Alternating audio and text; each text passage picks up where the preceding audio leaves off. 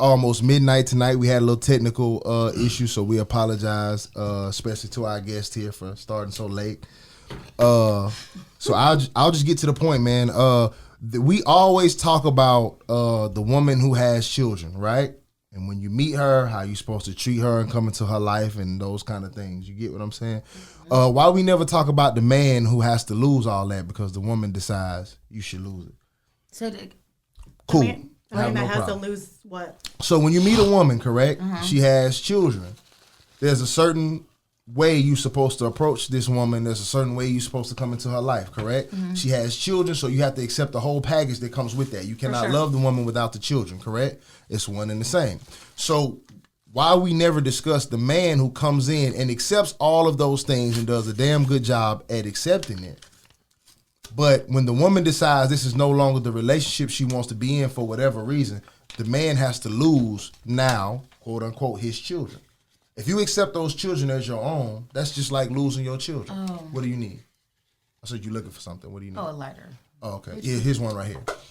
So I spent the last week or so kind of in a fucked up space. So you mean like once you get an attachment with the kids, you still want to talk to them and stuff because now they're part of your life. But when y'all split, it's like they're done. If you do it properly, they become family. Children are children, and once you adopt, you take them as your own. You view them as your own. You grow a bond with them, right? Yeah, I still have all my stepdaddies. They cool. So, but here's the thing with that. I agree with that, but also I think there's a time and place where children should get introduced as well.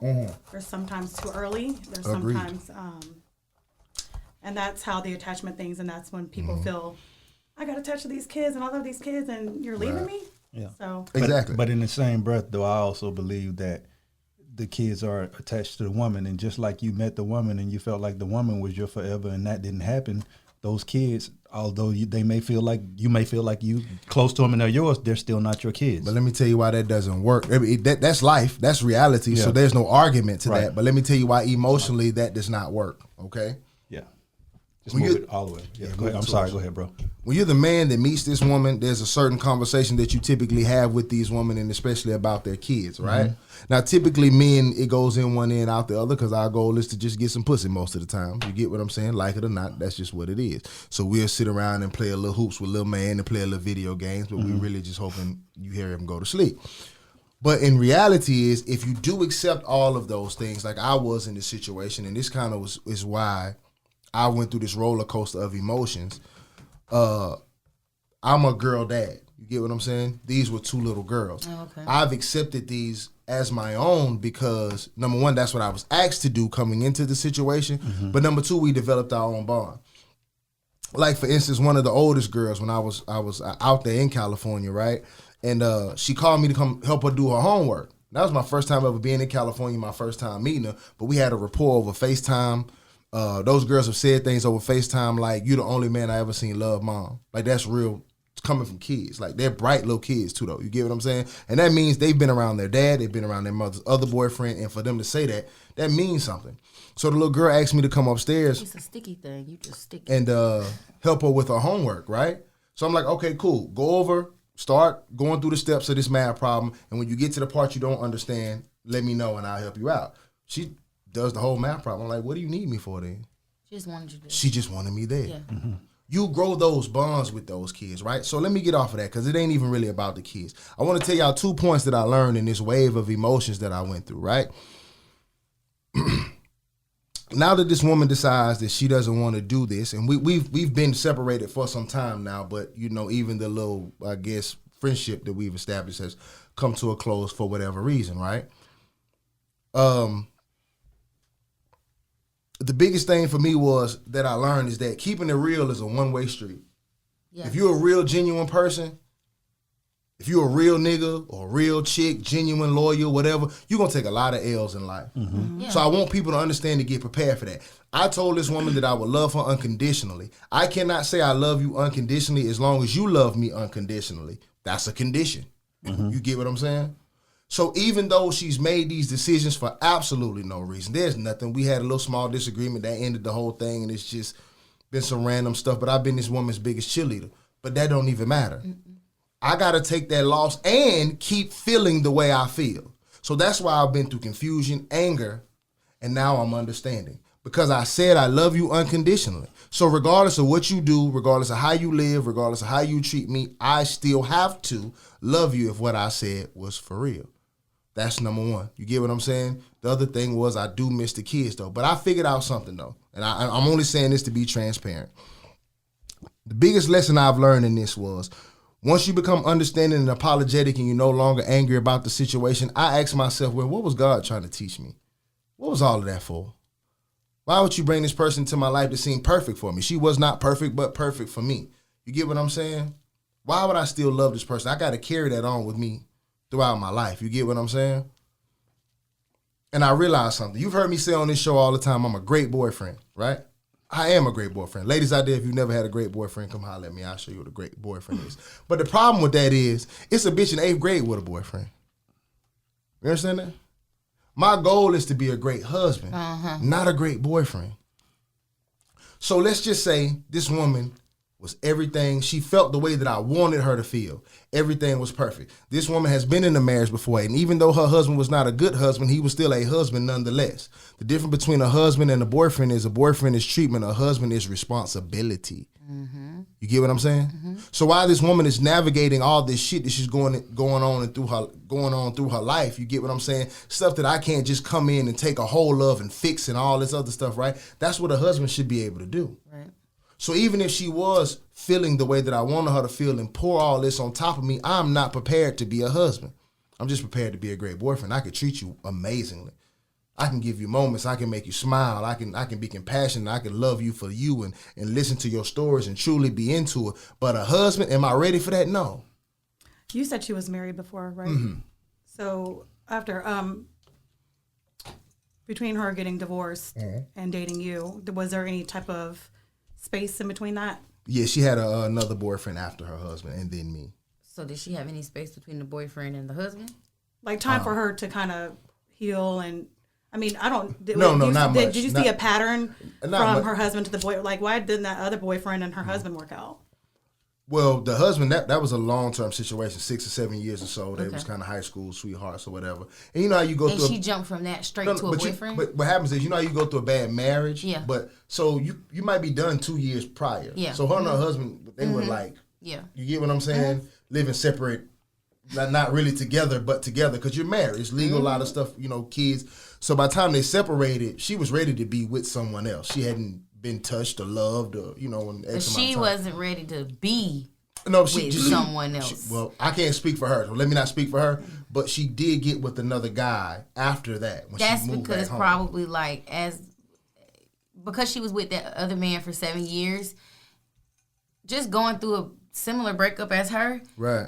Yeah, I wanted companionship of a man, but I knew I wasn't ready to be with a man. Right. To do all the shit that you have to be as a woman to, she's still going through emotional rage from, the fact that shit didn't work out. And the shit that she normally could be like, I ain't dealing with that shit. You can't really do as a girlfriend. You can't just not deal with some shit and you got a whole nother person. You know what I'm saying? Right. So then you're kind of finally free from all that. But you're free. Yeah. It's the peace. It's the peace. And then she goes straight into another boyfriend. Because it just seems comfortable because, you don't want to be out here just fucking. Right. So you get a boyfriend. But then you realize you back in jail again. Fuck. This shit ain't it either. Right. So then you jump out of that, and then she meets you. But you're a good person, though. Like jail. No, but you didn't. Yeah. What you made her feel was freedom. Yeah. Responsibility feels like jail sometimes. It can. And I think that's what she's going through, the whole phase of, let me navigate my life. It ain't got nothing to do with you. True. And the only thing I've asked of her, because we've been apart for some time now, so this is not like a recent breakup. Only thing I asked of her was to just communicate, bro. That's what we do. I talk to you when I'm doing other stuff, when I'm with other people, because we've been apart. So if there's something going on and a change in your life or something that you're going through, I don't need to know all the details. But if I can't reach out to you like I used to because you're with somebody else or you got somebody else in your life, just say something. And I completely respect that. But and I give you that space. And I think it's because, when somebody cares about you and your feelings, bro, it's hard to tell you the truth a lot of the time. And being honest and open is a responsibility that comes with a relationship a lot of the time. Right. And that's something that she probably wanted to escape, was all of the responsibility of having to explain anything to anybody. True. And this is what makes me mad, though. This is why I say you take L's. Because I abided by that. I don't have no responsibility to her. But when I was with other females or doing whatever, and since we've been apart, I had no problem saying like, yeah, this is what I'm doing. This is what I've been going through. I walked away from a female because I told that female here that I was still in love with the female in Cali, even though we went together, and no hints of even getting back together. I just thought it was wrong to do that to somebody, and I kept it real with everybody. But my only thing was, because I don't even want to spend our podcast debating on her and talking about her. I just wanted people to understand that if you claim you real, you don't get to be fake because you feel like somebody else is doing fake. That goes for the streets. Yeah. You don't get to be a snitch because somebody else is telling. Yeah. You get what I'm saying? If you're a real person and you don't tell secrets, just because somebody telling your secrets, you don't get to go tell secrets. So if you being real is a one-way street. And the second thing is, if you're a man who desires to be a husband, you need to prepare yourself for responsibility. Because let's say this woman came back around, or I met another woman, the responsibility of the goal that I want is still the same. Right. So for some woman who at my age will probably have children, will probably have something previously that has went on in her life, I need to be prepared to take those stresses off her shoulders. Because who's to say that if I couldn't do that, maybe she wouldn't feel the way she feels right now. If I was prepared to be the husband and responsibility and take those problems off your shoulders, maybe she would be free to love again, until maybe she wouldn't mind it, but maybe my excess of being around is too much with everything else combined. Go ahead. No, I just want to say to people too, though, is that understand this though, like love causes pain sometimes, and love is a gamble. And what you also have to understand is, regardless of how you feel about somebody or how deep you are into them or what kind of plans you have for them, you have to understand that everyone has a right to change their mind at any time. Right. Period. Yep. And you can't feel no type of way about that, because that's the risk you take. So be careful on what you're choosing. Give yourself time to choose. You feel me? And don't ignore patterns because you see some shit you like. Some of us see shit coming a mile away. I can't recall the time that somebody caught me off guard for real. Right. It was some shit I always felt for the most part. I saw this pattern. I saw her do this to other people, not even relationships, just, a girl that might have been a friend or a family member, or you disagree, her trauma response is to cut shit off, down the center without explanation. So it was a pattern. I just ignorantly didn't think it would come back around and hit me. Two things. So you're a lot like me in the way that you can explain how you feel, and you can be open to hear another person's feelings and help them understand them. I'm a Taurus. But what I was going to say about that is that I've had to realize a lot of people aren't that way. And we come off as if it's like a lot of control still. Like, I can do this, so you should be able to. It's easy. And it's not. Right. So people tend to take that as you kind of, like, she wants to be free. This don't sound like free. Because I got to communicate with you shit in my own head that I really don't want to tell nobody. I just want to fucking move. Right, I want to get up and go pee, and then I want to jump off the bridge, and I don't want you to tell me I might die. Yeah. I just want to do it. And you can go pee and die. That's what I'm saying. Cool like that. Just don't act like I'm being weird if I be like, hey, man, you got to go pee? Like, don't act like I'm weird if I'm just asking you normal shit. But I get another you're 100% thing is, right, though. I'm like you in this, right? With a person, because like you said, you never thought it'd be done to you. I had to have a person tell me something that I really will never forget. And it was like, you put me on a pedestal of being a better person than I am. So your expectations of me are shit I ain't ever going to probably live up to. And it's because you see a good in me that I don't. And so you're expecting me to be this great person you see, and I ain't shit. And I'm showing you every day I ain't shit. And the only reason I don't fuck you over by being ain't shit is because I really do care about you. That's her. That's that, yeah. Like, she don't want to fuck you over like that. Right. Dating potential, basically. Yeah. But listen, I don't... Go ahead. You want to say I don't want to... Are you still in love with her? Yes. Absolutely. But here's my thing, though. I don't have... If you know me as a man, when I tell you I'm a great... like, you keep saying she's a great person, but she don't feel like that right now with how she wants to move, maybe. You know what I'm saying? Like, I don't have expectations. Once I love you, I really hold word. I don't say this often. I don't love easy. There's so many women who I've been with who've never seen the love inside of me. They'll tell you he don't love nothing. But when I do let something in and I say it's unconditional, I don't have expectations of you. When my girl wake up, the world is yours. So do you still love every person that you loved unconditionally? Yes. I've only loved 2 people unconditionally, and I still love them. I meant what I said. I got their names tatted on my body, and I never cover it on because I feel like that's fake. Right. You feel me? You sound like me. I feel like that's fake. I agree with that 1,000%. What I think happens a lot of times too, bro, is that sometimes people do love you. You feel me? And you love them a certain type of way, but they don't feel like they're good enough for you. You feel me? Right. And it makes them run away from you because it's like sometimes you're too good for people. Yeah. I don't want nothing that's too good for me. You ever had somebody do something for you and you like, bro, this is a bit much. And they like, nah, this is just how I am, bro. And it's just you so used to everything that somebody does for you having something attached to it. True. You don't know how to react when somebody genuinely comes to give you something. True. I'm a genuine giver.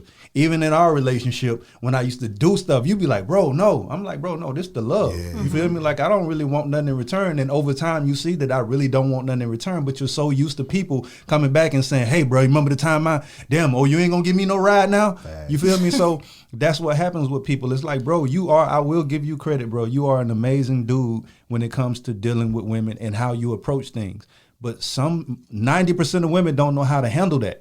You feel me? Yeah. Sometimes some shit could just be too much. Like, bro, it's like you too good to be true and you too much. It's like sometimes motherfuckers want somebody that's going to punch them across the head every blue moon or talk to them crazy every blue moon. Or just somebody they don't have to take that seriously. Somebody I can just sleep with, fun with, talk with, and it ain't like I ain't got to worry about the future. It's just day to day. It's that you can just wake up and not, if I want to leave this motherfucker on Do Not Disturb all day, I ain't got to feel bad that I ignored not one soul. And that's me. You don't got to, there's no text number, there's no call number. I'm cool.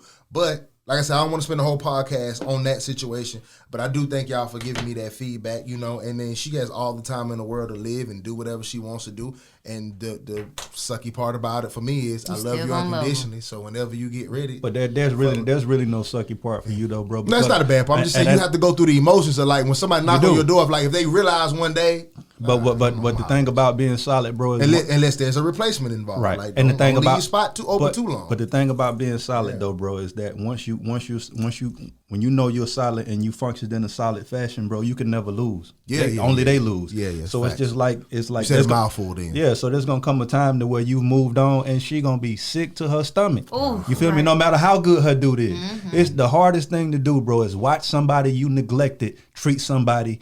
Or be treated how they're supposed to be treated. Absolutely. You feel me? Yeah. That's a hurtful feeling for a man to watch a woman who he fumbled be treated how she deserves to be treated by somebody else. Thanks. Nothing hurts worse than that. That's when you get the dude outside the house, in the bushes. Yeah, throwing the rocks at the window. And bro, it's like, bro, you had your shot. Yeah. You feel me? You had your shot. Facts. But it's easy when you see somebody do it worse than you do it.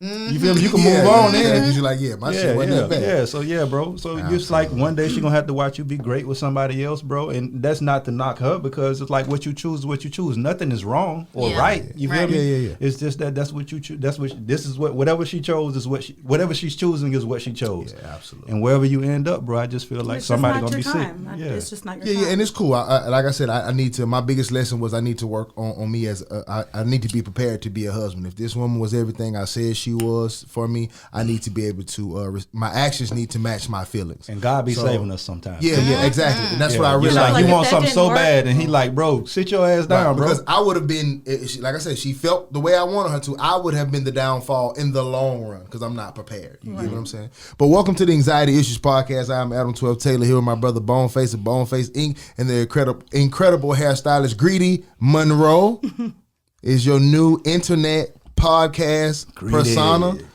And you got a special friend in the house, man. Can you introduce your friend? It's Mia, my best friend, since I was my bestie. 13. We've been through a lot. She's been around through all my phases and disappearing acts. And why is this the bestie though? Out of all the homies, out of all of the, I have multiple best friends, but Mia is in my little group of I had a crazy life growing up, but she's more than a friend. You better be careful. You know about them like girl soul sisters for sure. No, you gotta be careful about them girl groups. She be like, "Oh, that's your bestie." When you get off, I don't have those issues. They know? No, okay, cool. I've had the same friends since I was younger. I have a lot of associates, but my friend group has been the same. So, but no, when I was that young, going through foster care and all kinds of shit I was going through, it was 2-3 people who knew, and she's one of them. Right. When I went to foster care with one of our best friends, my brother's her mom took. So she's more than my best friend. Okay. That's my family. So this go way back. Yeah, right? I'm through every situation I've ever been in. I was in her wedding. She was, she's one of the strongest people I've ever met on the face of the planet of Earth. Well, thank you. So tell me how do you put up with this young lady here for so long? I mean, we've had her on about 6 or 7 episodes. We've had to call some group meetings to simmer her down a little bit. You don't have to put up with anything. You just let her talk. Oh, that's the key. That's the thing. We ain't got the 2 hours. That's the thing we can't do. Okay, I see why y'all get along. I got a friend question when y'all get done too. Go ahead. Wait. Okay, so you got 2 best friends, right? Because I get so many different answers when I ask this. You got 2 friends that are really close to you, right? And they get into it and they get in the fight, right? Mm-hmm. And both of the friends are telling you, hey, like, if it's either you fuck with them or you fuck with me. I ain't fucking with you if you fuck with them, and vice versa. How do you handle that? So we've had a similar situation. We fell out before. I've never told our friend group to not ever mess with that person. So never. Our middle friend. I just said if y'all are doing something, don't invite me. I don't want to be. This around happens that to space. you though, and these friends are basically saying you got to choose. Both of them are saying this. Oh. Like you gonna like me and Blunt get into it, Right. and it ain't even no shit to, because a lot of times you can analyze what happened, like bone this and flaw shit. Yeah. So I ain't fucking with that. So it's a situation to where we just get into it over some bullshit and we scrap. And I'm like, bro, if you fucking with him, you can't fuck with me. And he's saying the same thing. So y'all both saying the same thing. So when we've had issues, I ran away. No, not you. Mia and your other close best friend have a fight. And they're telling you that if you fuck with her, you don't fuck with me. Period. And it's both of them are saying it, or both one of them are saying it. So I drop both of them then, because that's childish as fuck. You just don't hang with nobody. I would just when I get into it, when we get into it before, I just disappear. I've went away for 2 years. And people don't know what's wrong. I just think it's very immature to make somebody choose. It is. So how does y'all real life situation go? Y'all said y'all had a similar situation. Did you have to choose, or did I left. No choosing. I left because I didn't want to make people choose when they were all friends. Right. And it was another friend who was not fucking with me, and she was trying to get everybody else not to fuck with me. And so I disappeared. And the people who knew me, her, and the other. Who was that? Yeah, that's my sign language. Yeah. Yeah, your answer is kind of close to mine though. I'm just more in a situation where it's just like, if I gotta choose, myself. I ain't just like, hey man, I'm good on both of y'all, bro. And when y'all decide y'all want to come around and fuck with me, that's y'all cool. Will. But you're not about to give me the ultimatum on nothing. It's not even about choosing a friend. I just don't want nobody giving me a choice on nothing, motherfucker. Yeah. You feel me? First of all, if you don't fuck with me because I fuck with somebody, you ain't my dog, no way. You get what I'm saying? Like, bro, we got separate lives outside. You can't tell. And I think it just depends on the situation. What happened really? Yeah, absolutely. That has a lot to do with it. What happened? Something crazy. Once I hear the details about what happened, like, he stole something from me. Okay. Yeah, that's easy. Yeah, I know who to go with. Yeah, but that's why I made it neutral to where it was like it was just some bullshit. Petty shit. Yeah. I mean, so now you're like, damn, I really fuck with both of them. For me, got you. You know. So, are you familiar with this podcast at all? Have you watched? No, I kind of wanted to ask you guys, how did the anxiety issues get brought about? When it started and. How you developed this. Got questions. I like that though. I've never had a guest with questions or gifts. Yeah, or gifts. Before we even get into the question though, she did come with gifts. She came with wine. I only came with gifts because my mom taught me not to come empty-handed. Y'all don't understand. Her mama will come to anything with some chicken salad, some crackers, a whole layout. Here's a fresh strawberry spread. You ain't lying. Don't. She's a journalism major. She gonna have some real. That's what we need. We need that.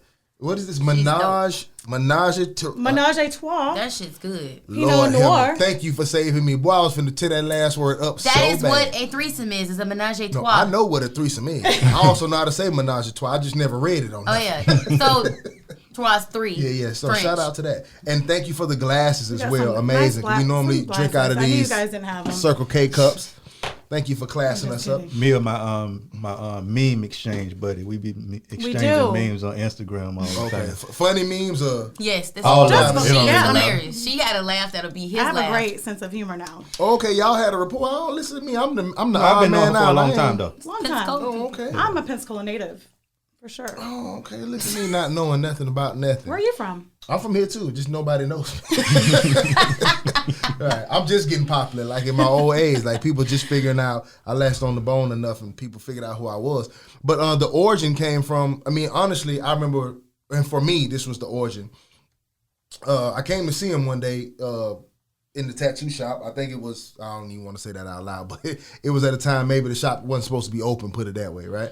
And he was doing tattoos, and there was a white dude sitting in the chair, and he was tattooing them, and we just having our typical banter as friends. Like, this was my best friend in 8th grade type shit, right? So we've always just been able to talk and laugh and communicate. And the white dude was like, hey, man, y'all should do a podcast. I'll listen to this shit. Like, he was so entertained just about, you know what I mean? And so when it was over, you know, I ran some ideas by him and told him I had a name and if he would like it, and we just went from there. It was a no-brainer after that. So how did the name Anxiety Issues come about, though? I was trying to think of something that looked good on merchandise, and it was something that everybody can relate to. So my goal for this is one day when we're popular enough, I want to start a merch company, and I just thought everybody can relate to anxiety issues. Yeah. It's like everybody has some form of anxiety. There's something that's bothering you, whether it's, you know, your relationship between your child's father or your child's mother or your job or something like that. So I just thought it was something universal. White, black, whatever, you know, everything's given us. So it was your idea and you asked him to join? Well, no, the podcast was just a mutual thing because we both heard the guy. The name idea, Anxiety Issues, kind of came from, you know, my vision of the clothing line and stuff like that. So he allowed me to pick the name, and but the podcast was both ours. Oh, nice. Yeah, absolutely. Look at that, man. I ain't never been asked no question on the show. Yeah, that right. I like it. I like felt like it. you were being interviewed a little bit. Yeah, I support. This is when if I'm doing anything, I'd be like, group chat this. This is the no, Tania. Never negative. I don't think so. Yeah. So please don't post that. Please. Listen, I hope you're familiar with how we get down because we about to throw you to the wolves here early. Menage a trois. This is a great transition into threesomes is what we're about to talk about. Do y'all know who AJ Johnson is? The female AJ Johnson? She was an actress on Baby Boy. She was the one getting hopped around in the kitchen. She was getting fucked in the kitchen. Dude was hopping around. Jody Mama. Okay. Yeah, Jody Mama. I think she was in House Party. That girl. She was in House Party. She was in House Party. Yeah, she was Sherane. Yeah. Boy, damn. And I didn't even realize that was her in the video saying that she got flipped until somebody posted it. I'm like, oh, shit, that is her. Yeah. She got, you know, that little 50-year-old look. I was today years old. But let me see if I'm still connected to Bluetooth. I'm going to play the clip because I want to hear everybody's opinion. Let's see if I'm still in there. Am I connected? Just play it through this microphone. No, hold on. I'm going to get it to you. Oh, just play it through the microphone? Yeah, because we're not recording it. Cool. Your boy will fix it up for you. Your boy, get me right. Yeah, it does. I mean, honestly, let me pick the gun that. Oh, yeah. Wow. And two men. Mm-hmm. And they traded off. It was like they were friends, and they traded off. It's the best 50th birthday ever. Yes. Okay. And they traded off, so it was never like them together. Okay. It was like they were flip flopping me. You know, one would please me, then he'd pass me to the other. That's a train. And one would kiss me, and then he'd spin me around for the other. Yeah. It was like powerful? A beautiful dance. Oh my goodness! Wow. It was like doing a salsa with two guys at the same time. Just like romantic and sexy, and never intertwined, but at the same time it was two. So they were friends with each other? They were friends. Okay. And I knew they were friends. Mm-hmm. And it was all about that Cocoa Patron. Oh, shit. The purple label. The coffee Patron. Coffee Patron. Oh, my God. Yes. That Cafe Patron. I've had some wild nights on that myself. Yes, that Cafe Patron. But we just flipped the bit from Baby Boy. To each other, or like afterward?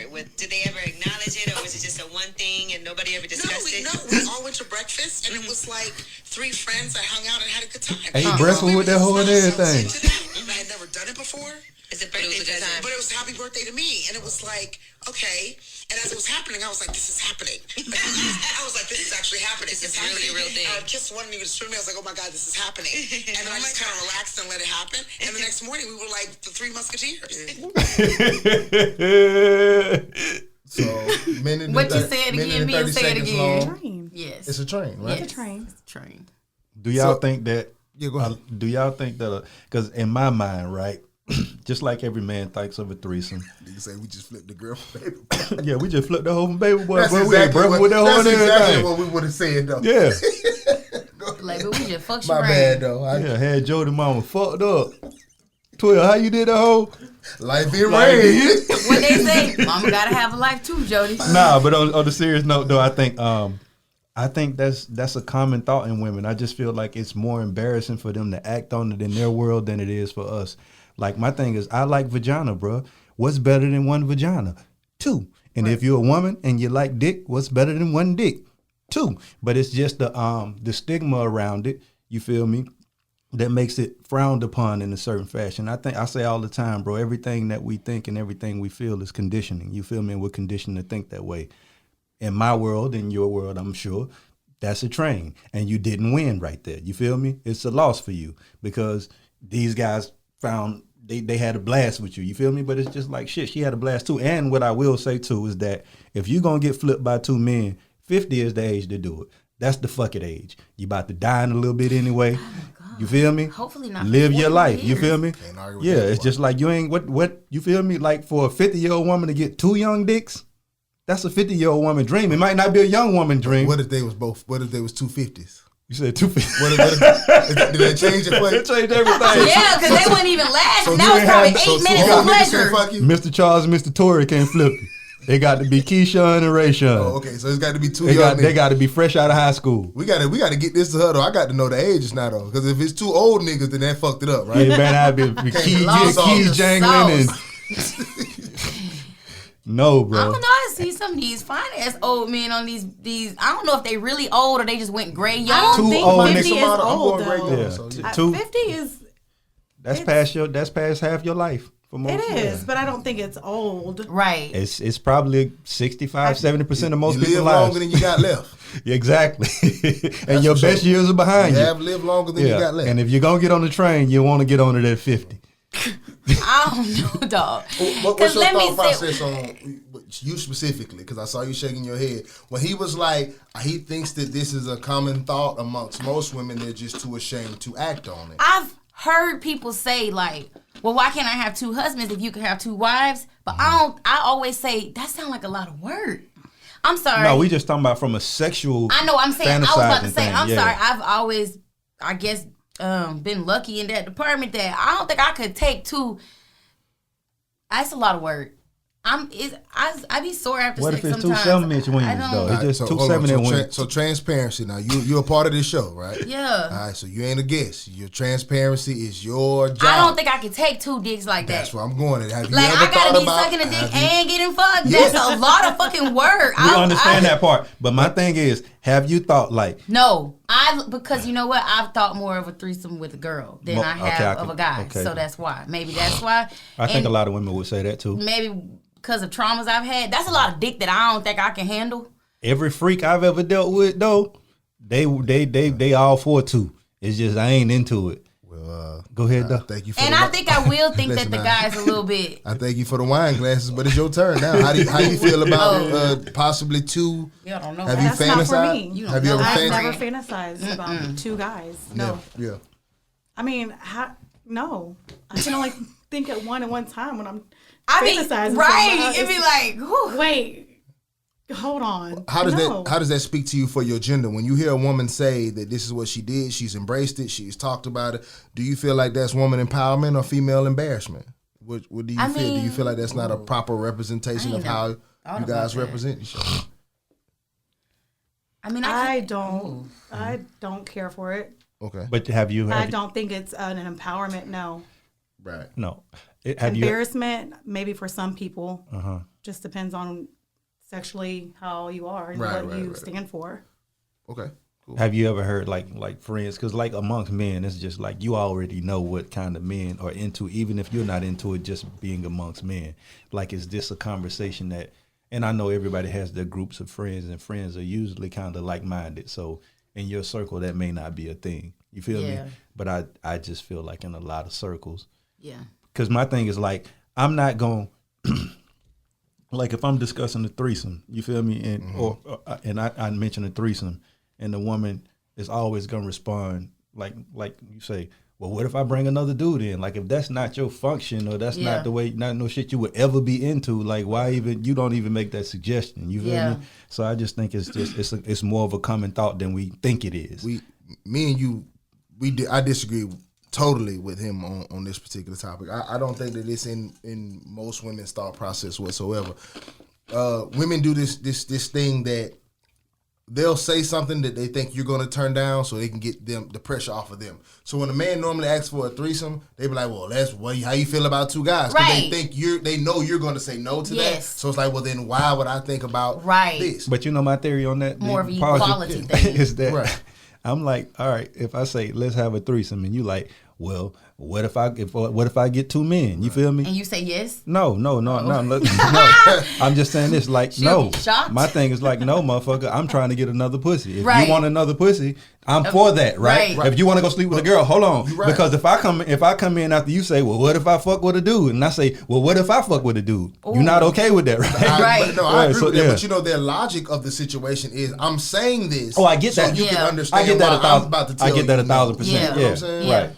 Right, so I don't believe it's in a woman's nature whatsoever to want to fuck two men at any point in time. Most women who engage in that have experienced some level of trauma. Right. Yeah. You get what I'm saying? That breaks their sexual barrier. But in general, like, I can't speak for women's thoughts. Yeah. We've all thought a lot of shit. I've thought about choking people out with my bare hand on my job. But I didn't kill nobody. And that's my thing. I said thought, not desire. Yeah, exactly. The thought. Yeah, but go ahead. So I think that what she did, the problem with it for me is she romanticized it. That's my problem. It sounded so fancy. I hate when people make shit that ain't right sound like cool. But like you say, she may be one of those people that has broken that sexual barrier. No, that's how she sleeps at night. Because even when you listen to her explain it, she was trying to sell it. She was like, "Oh, is this happening? Yeah." Is this?" She didn't even know, and it happened to her. So I have to live with my decisions, right? Right. Yeah. We all do. We had a girl on here one time. And we backed her into a corner so much when she was trying to justify OnlyFans and stripping and all that shit. I said, well, I compared it to selling drugs. I said, we don't want our children to be strippers, right? So you can't say it's a good thing if you don't want your child to be a stripper. I said, I used to sell drugs. I don't want my child to sell drugs. I said, what if your child was a drug dealer? She was backed into a corner so much. Well, I want my child to be the best drug dealer he could be. Like, that's not what you mean. You just stuck right now. Right. I have to defend my decisions. For sure. And I understand what that is. Yeah. We've all done bad things that may have felt good. We've all done things that are not, but I have a problem when grown folks act like it's cool, because that's what kids do. Mm-hmm. Kids around here killing and making music about it like it's cool, and when you talk to them about it, they act like it's nothing. You feel me? But you could do wrong things, just say they're wrong. That's what adults do. You ever had the adult smoking a cigarette and they'll tell you like, nah, this fuck, don't do this, young blood. You get what I'm saying? They telling you that it's wrong, even though I'm doing it. So I'm fine that you had a threesome. You 50. Do what the fuck you want to do. But either come out and be like, this ain't the mood. I don't do what I did now. Say something like that, or just keep it to yourself. But maybe, but there's a possibility that old bro that she just genuinely enjoyed it and she wasn't trying to stand on it. I just feel like you say, some people did enjoy 2 dicks. Yeah. No, so what I'm saying is that some people have been through some shit. How did that get broadcast, anyways? It was on the Lip Service podcast. Yeah. Okay. With Angela Yee. So they only talk about sex. Okay. Type topics. Right. You know. Yeah, but you remember one time he said something like right and wrong is not the same to every person. Mm-hmm. So why would she feel like if she's a person who wants feminine equality, she may not feel like that shit is wrong, because they were saying all the other girls were in a consensus of, well, why they get to bring up threesomes, but when we suggest a man, it's an issue. And she's like, no, well, I did it before. Right, because you know what I'm saying? Women don't understand. A threesome is full-on participation. A train is one go, stop, the other one comes, right? Right. That's a train. Right. Right. So in a threesome, I might be hitting a girl from the back and I let the other girl eat the girl out, right? If 2 men fuck, if I grab his dick and put it in you, that's a threesome. But I'm not fucking with him. I'm not sucking his nipple while he fucking. Right, but you know why it's considered a threesome? Yeah. It's because the people who created the culture of threesome, right? Mm-hmm. When they have 2 men and a woman, usually the men participate with each other, so it is technically a threesome. They're all fucking with each other. Oh yeah, the original threesome. The original threesome. So what I'm saying, we adopted the name threesome, but that ain't what we be doing. You feel me? Like it's a train. Yes. It's a set out. You set out. You feel me? He went, then the other. Exactly. Yeah, and if you got 2 women and the women aren't participating with each other, that's still the same thing. Yes, that's why I was saying. But you cool with that though? You said, pull me up. Right, I'm cool with the train being ran on me. Sign me up. Said run one on you, huh? Exactly. CSX, motherfucker. But I think that in her head she didn't see anything wrong, so she was just speaking eloquently, because she does speak like that about everything she talks about. Even when they ask her about fitness and being 50 and looking good, she still romanticizes that's her vibe. The fact that she works out 1,800 hours a day. That's a lot, and she'd be like, just a simple 3,000 miles, 4, 5, you be like, what? But so she may not feel it was wrong. And that's and she doesn't have to. That's your life to live. Like you say, you 50. Yeah. You live longer than you got left. Do whatever you want to do. I just have a problem with you coming online or just. But she's on an adult show and it's a woman's sex show. I don't have a problem with you talking about it. Just say it's wrong. I don't have a problem. I can come on here all day and say I used to sell drugs, and I'm old enough to tell you that was wrong. That's not cool. But why does she feel that that's wrong? Right, because I think the difference in that though, 12. Well, if it was right, she would have did it a long time ago. But go ahead. No, I think the difference in that is that and her doing what the fuck she wanted to do, nobody was harmed. If I'm a drug dealer, I'm out here. You feel me? I'm harming somebody. She only harmed her vagina. Yeah, so it's just like who take drugs, like who's people who just smoke crack. They ain't hurting nobody, but they hurting themselves. It's still right. But what I'm not saying, good to do. Right, but that's who's to say that that's good or bad though, bro? That's not something that we can classify as right or wrong. No, I disagree. As a girl dad, I would tell my daughter 1,000,000 fucking times. By your standards. Can your daughter eat another girl out in a threesome? No. So then. But if she does both wrong? But let's say yes, they are. But listen, if my daughter does it, just say you did it. I've done dumb shit in my life, and I'll tell you all. But why does she have to tell you that she did something? I'm hypothetically telling you. I know that. My daughter will never tell me she ate another girl out. I know that. She's never gonna tell me. I know that. So my point is, if you're gonna come online or a podcast like I do now, I do dumb shit now. You get what, like today, do I do dumb shit? So you just make sure people know it's dumb shit. And if you ask me about it, I'm be like, well, I love that shit, but that's some dumb ass shit I do. That's because you just said that earlier. You're transparent and everyone else. I'm not going to make it seem like, nah, bro, it ain't that bad. That's still your perception. Yeah, but that's your perception of dumb shit, though. Yeah. That dumb shit is normal to somebody, bro. So it's like, so all I'm saying is that none of us can classify what's right or wrong when it comes to sexuality. Right. You feel me? Like, just like we have a podcast, we talk about gay people all the time, and a lot of people back in and say, well, you were born that way. Right. But there's some people that say, I don't give a fuck how you were born. It ain't right. She can be as promiscuous as she chooses to be. If you can accept a person who's a prostitute. Right. There's no right or wrong in that. Then that girl can do whatever I don't think it's a right or wrong. She just, hey, man, she got flipped, I'm bro, saying, and like, she enjoyed it. In life. I'm saying people are okay with Cardi B being a stripper. No one is telling Offset not to be with him. No one is telling Sweetie, Sweetie got a new man. It's a nice little flip you did there. No. We'll get to it with the podcast. Do you get what I'm saying? I get it 100% what you're saying. Okay, so I'm saying it's like we're saying it's wrong because American society. That's how we were programmed to see it. Right. The same way with y'all say, we think monogamy was right because we were raised to think that. But we talk about from nature perspective, though. I'm saying, and this is my belief, that's why I say people are born gay. That's their nature. They're born. I don't think they choose it. I didn't choose to be straight. It was in my nature to be straight. But what I'm saying is I don't think it's in most females' nature, not all. I don't think it's in most females' nature to desire to be fucked by multiple men at the same time. I think it's in males' nature to fuck. I agree.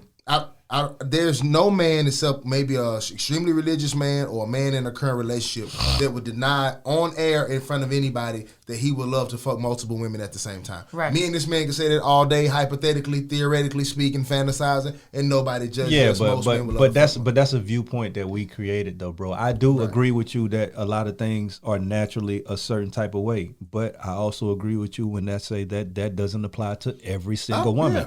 Just like every single man isn't born. If you're born gay, every single man isn't born with the same functions. I agree. So what I'm saying is that she might be one of those ones, and because she is one of those ones, and if that is natural to her, if it's not wrong to be gay, it's not wrong for her to desire to fuck multiple men. Yeah, there's no wrong in either. It's just we don't get to pick. I think it's wrong to fight your nature. This is my opinion. To fight your nature? Yes. If this was her nature, she wouldn't have had to explain it like that. Like that. That sauce was to make it okay. Shit that's in my nature, I don't have to explain. But sometimes you have to throw that sauce on it for people who are already on the defensive and not trying to hear that shit. So it's like my thing is in a room full of her peers. Right, but she knew they was all gonna judge her. So it's right. Hold on, so it's like I gotta deliver this shit with some confidence because why? Because not all women are okay with telling people they're into shit. But why? Because people judge them. But in a room full of women, but why? It's not your nature. It is a room full of women who were all just, and there's some freaky ass women in there. There ain't saints in there.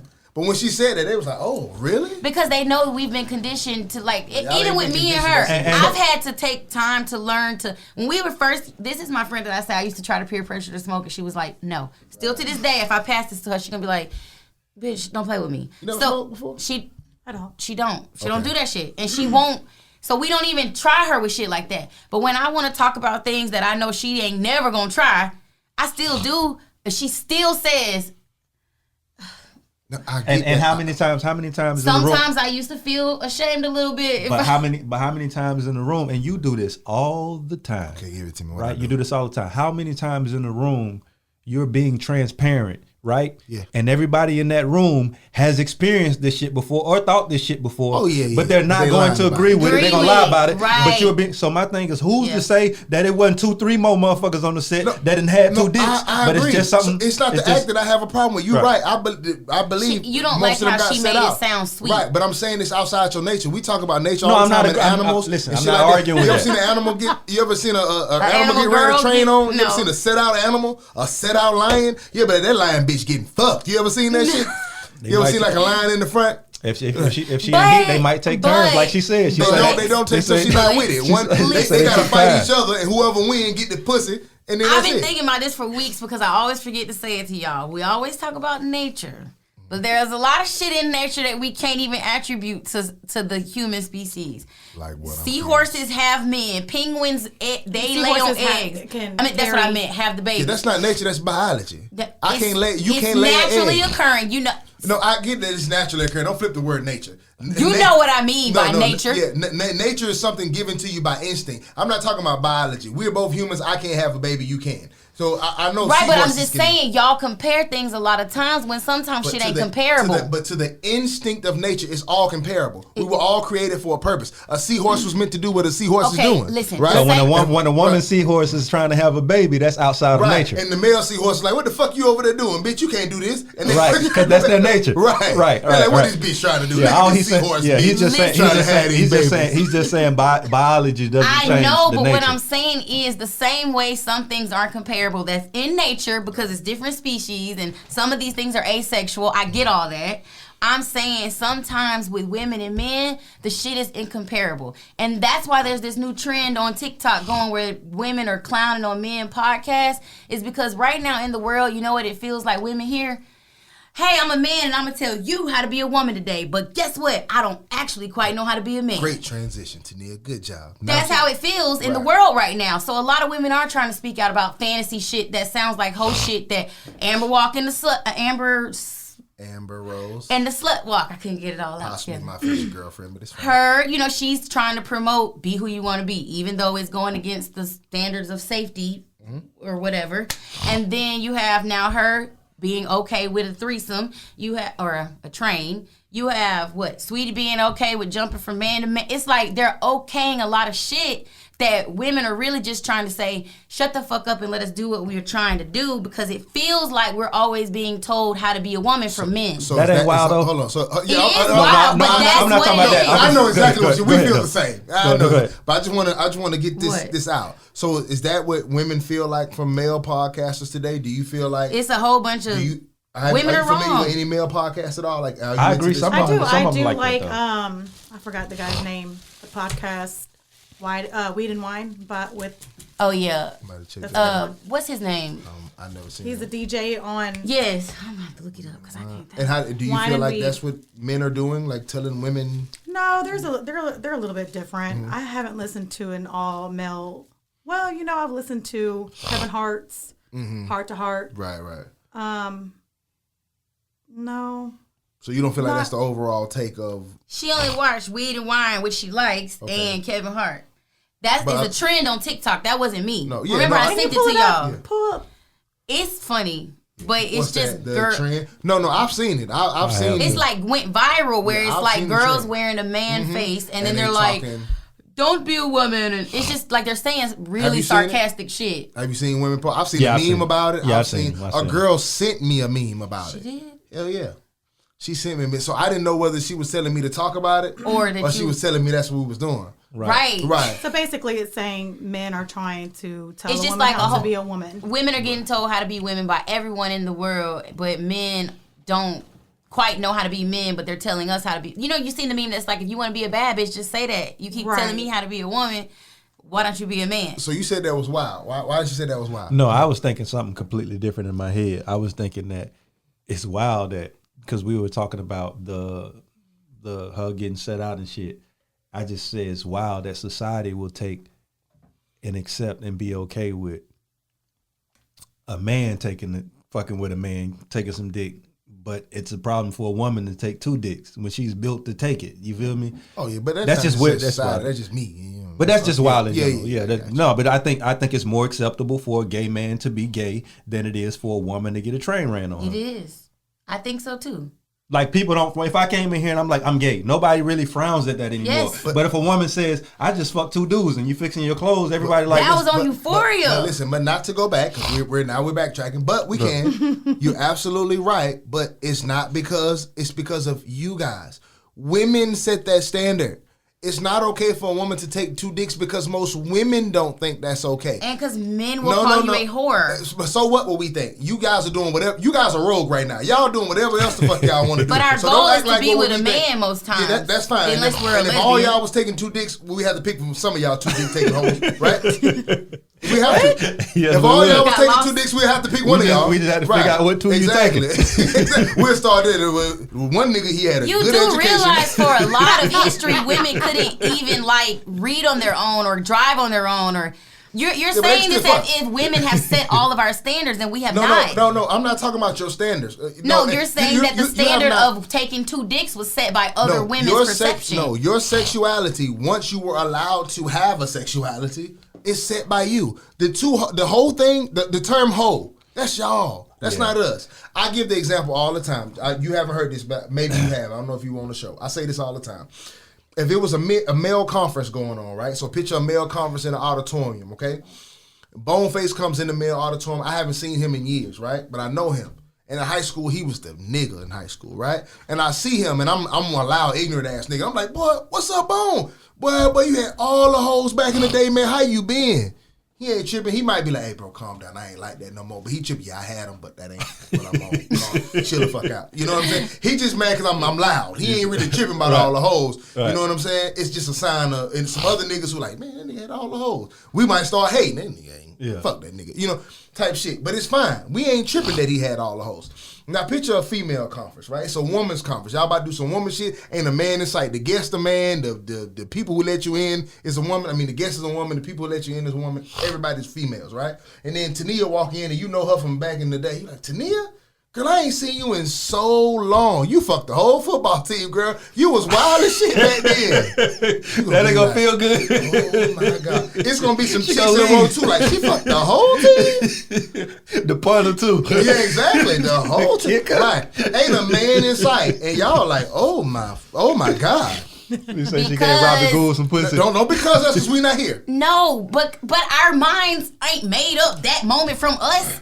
You're not thinking. If men could make y'all mind up, the world would be different. No, but you're taught as a little girl from your mom and your dad that it is whorish to sleep with more than one man or give up your virginity. It's instilled in you from the day you're born. You don't want everything to go inside so you. that standard is not set though by other girls' perceptions. Other girls' perceptions are built from children, and you grow up. But who taught you that? Your mama taught you that. No, actually, my daddy taught me that. My mama did her thing. But your daddy taught you that because that's what your mama was preaching. Because he didn't want But you don't want that for your daughter. Correct. No, absolutely. And you're going to teach your daughter that that's not okay. Right. Correct. Do you have children? I do. Yes. You have a daughter at all? I do have a daughter. And what are you going to tell her? Correct. The same thing. Because that's how she was raised as well. Okay, but we're also all adults, and we've breaking a lot of societal chains in our mind mentally. I know us. But women still give a fuck what men think about them, and men talk to friends like, nah. Y'all care. But what he's saying is that we don't set y'all standards. Y'all set the standard for what y'all expect from each other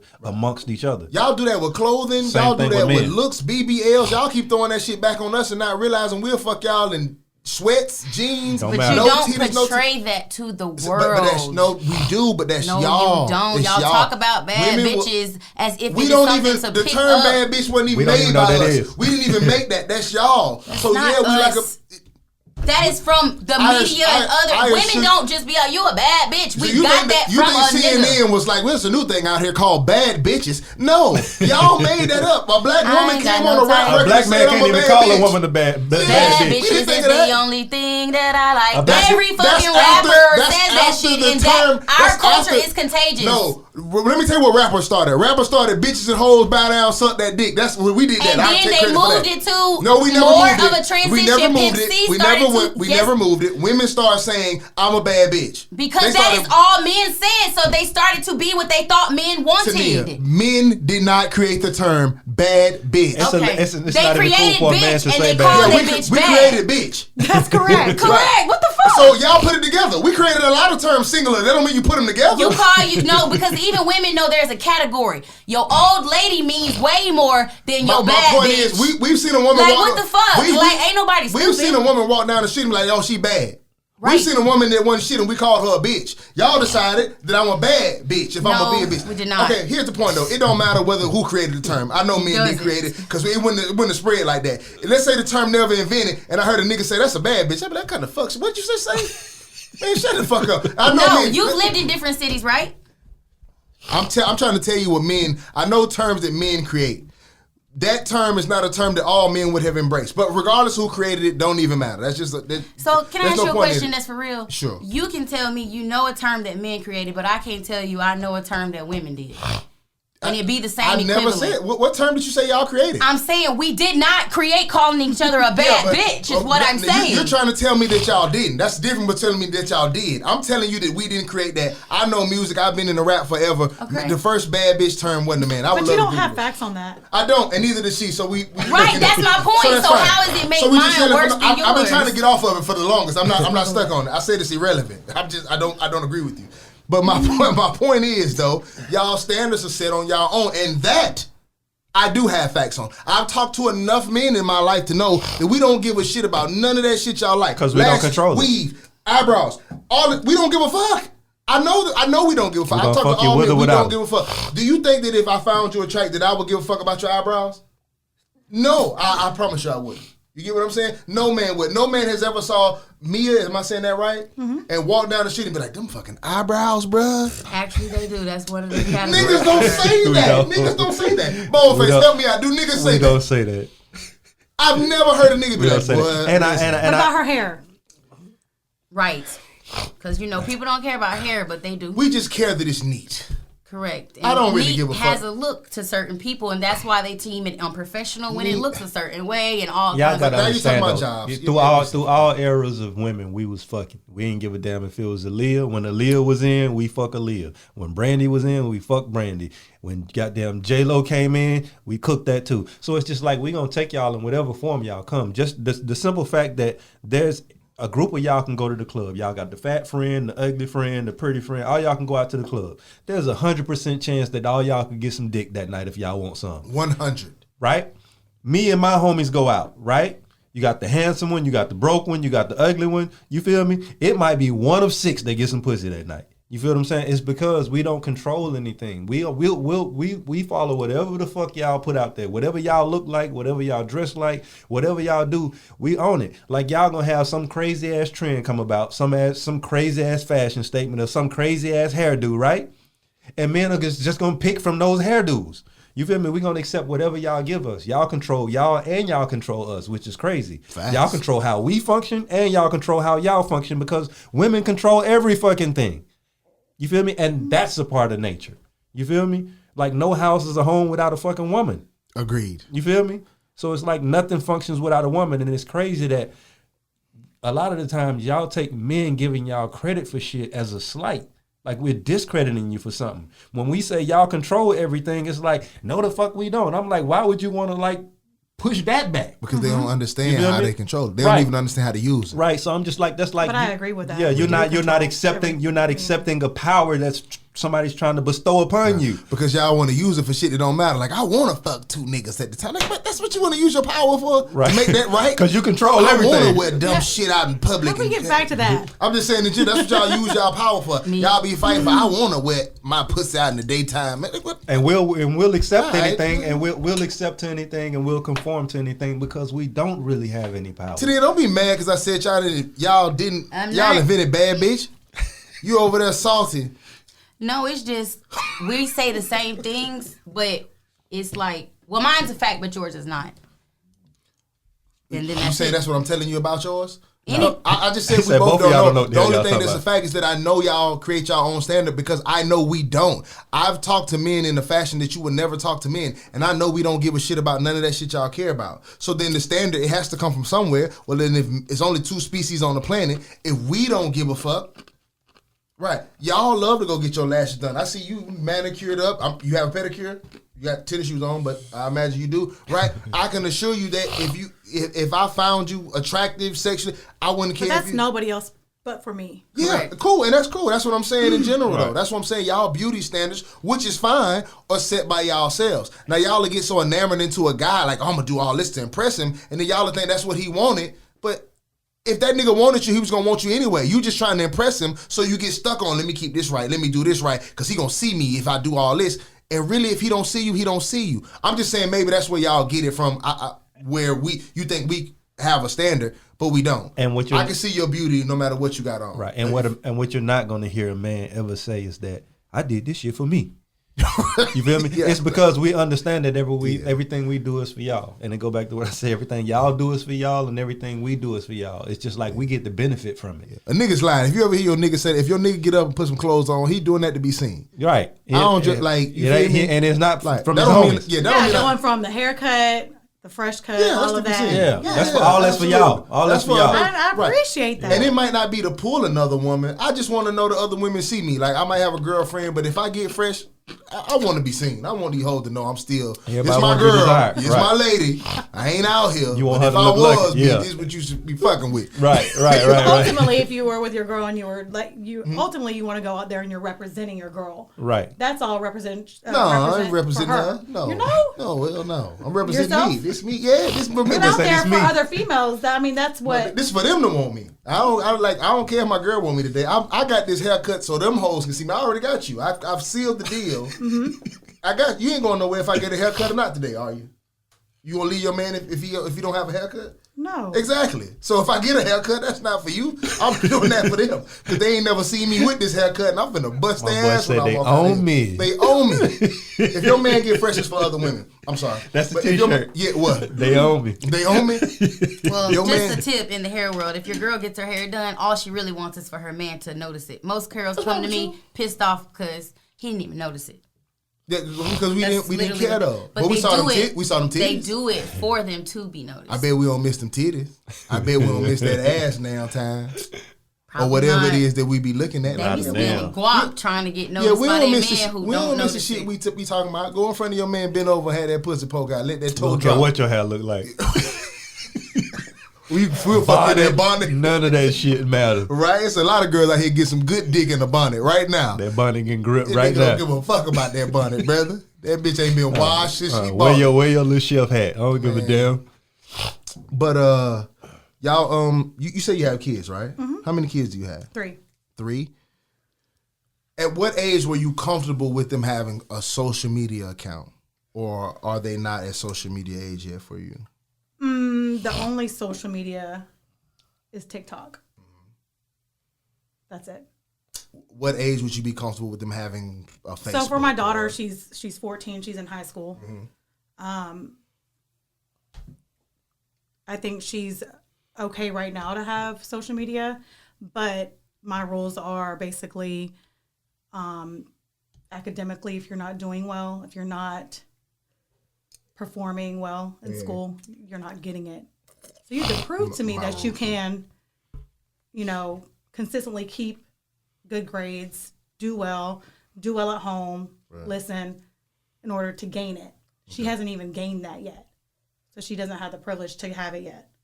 So, but why TikTok over the other ones? Why is TikTok the one that you approve of over the other ones? Because they usually use that to do the little trends, the videos. It's private. And I'm unfamiliar with TikTok. I don't know if you can talk on TikTok. You can, but you can also, there's settings. So everything that I do parental settings in all of my children's stuff. Oh, shit, I need to go get on my daughter TikTok. I didn't know you could set stuff. You can. If it's public, it's public for the whole world. If it's private, only the friends that I see that have been approved are there. Oh man, I didn't know that. What about you? You have kids, obviously. I don't think, are yours at social, let me not say that, are yours at social media age? Only one, he's 9, but he don't have nothing. I mean, he streams. My kid makes money streaming for Fortnite and stuff like that. Right. So I do let him do that because he's amazing at it and he makes great grades and he's in gifted. But he don't have a for real TikTok. So I tricked him. When I thought that he was going to be good for streaming, I told him it was on his phone and he was really just recording videos and they weren't really being uploaded to where I could see what he does for a while, and then I allowed him to stream. Well, then with TikTok, it's private and it's only 6 people on it, and it's me, my sister, my brother. So we can see what he does on it, but no one else can. I didn't even know that. I feel so bad as a parent now. And then I don't let him follow anything. Like, he has to show me. And he don't have no service on his phone. He can only use it on Wi-Fi. Like, they have a phone, but they can't have no service. So they can only use it when they're around me, and that's it. Gotcha. Because it's the only way I can really monitor what they do. So, what's your social media age for your child? Like, say you had a new child today, and he growing up in the social media age, and he like, Dad, what's my age I can have social media? I think it depends on, like, the state the child is into, like Mia said, like what your grades look like, how you doing in school, all of that is a factor before you even can have it at all. 14, monitored to where I need to see your followers. Yeah. I need to be following you. You feel me? I need to be able to see what you got going on. Depending on how mature you've shown me through that stage, 16, 17, unmonitored to where you can block me. I ain't got to be on your shit. Is it a different age depending on gender? Is it a boy-girl difference? No, I think it's the same for both. I think it's the same for both 14 and 16, 17.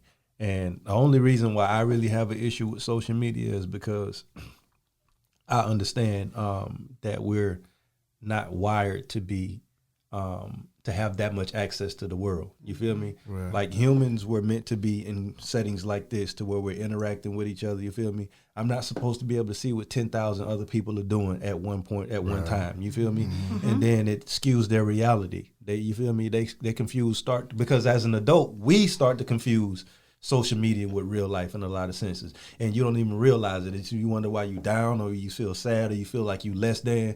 You know what I'm saying? So imagine the impact that would have on a younger child's mind. Mm-hmm. So it's like, well, that's why statistics-wise, children now are suicide rate high. It is. Yeah.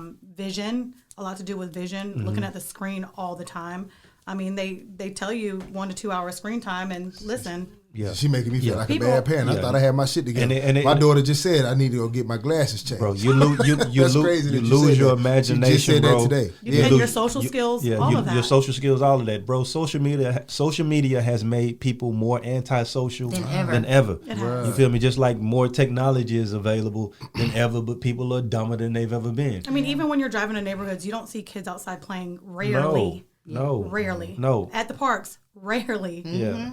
It is. Yeah, it's sad. It really is. And that's why I say 14, 16. And it's like you say, limited screen time. You feel me, boy? You can do that settings in your phone. You can limit everything. I have that on her phone. Like, she has limited screen time. And time too. 10 o'clock is cut off. Facts. See, all that's on her phone. Kids, I just didn't know you could do that specifically for TikTok. Oh, yeah, you can make it to where, that was the only way I was going to allow it. But, like, I'm real. People say I'm mean, but I don't care. But, like, my kids can't watch no more than 30 minutes of something a day. Right. They have too many other things to do. You know what I'm saying? I need them to sleep by 9 o'clock every night. They usually don't get home from practice and stuff in the fall season. Girl, 9 o'clock, their bedtime at home? Oh, they don't. Sure. I don't. Mama got to have it like 9 o'clock. Correct. Ooh, but listen. Now that's one thing. My kids put themselves to sleep. It's so y'all streamlined. Gotta train. That's how I can Single mom? For sure. Yeah. Single mom? Yeah. Oh, yeah, them kids got to be to bed at night. Mama got to have a life, too. I want to go to sleep. Shoot. Yeah, shout out to When AJ Johnson. Here, everybody ain't going out. to sleep. Yeah, no, shout out to that, though. But the reason why I asked about social media, because y'all seen Kanye West was upset. Oh, yeah. No, but public service announcement, anybody who has kids that have social media. Don't give it to them. Take your kid's phone, check your kids' phones. Yes. There's a lot of stuff going on behind the scenes. Kids are sneakier than ever. Kids are doing the most.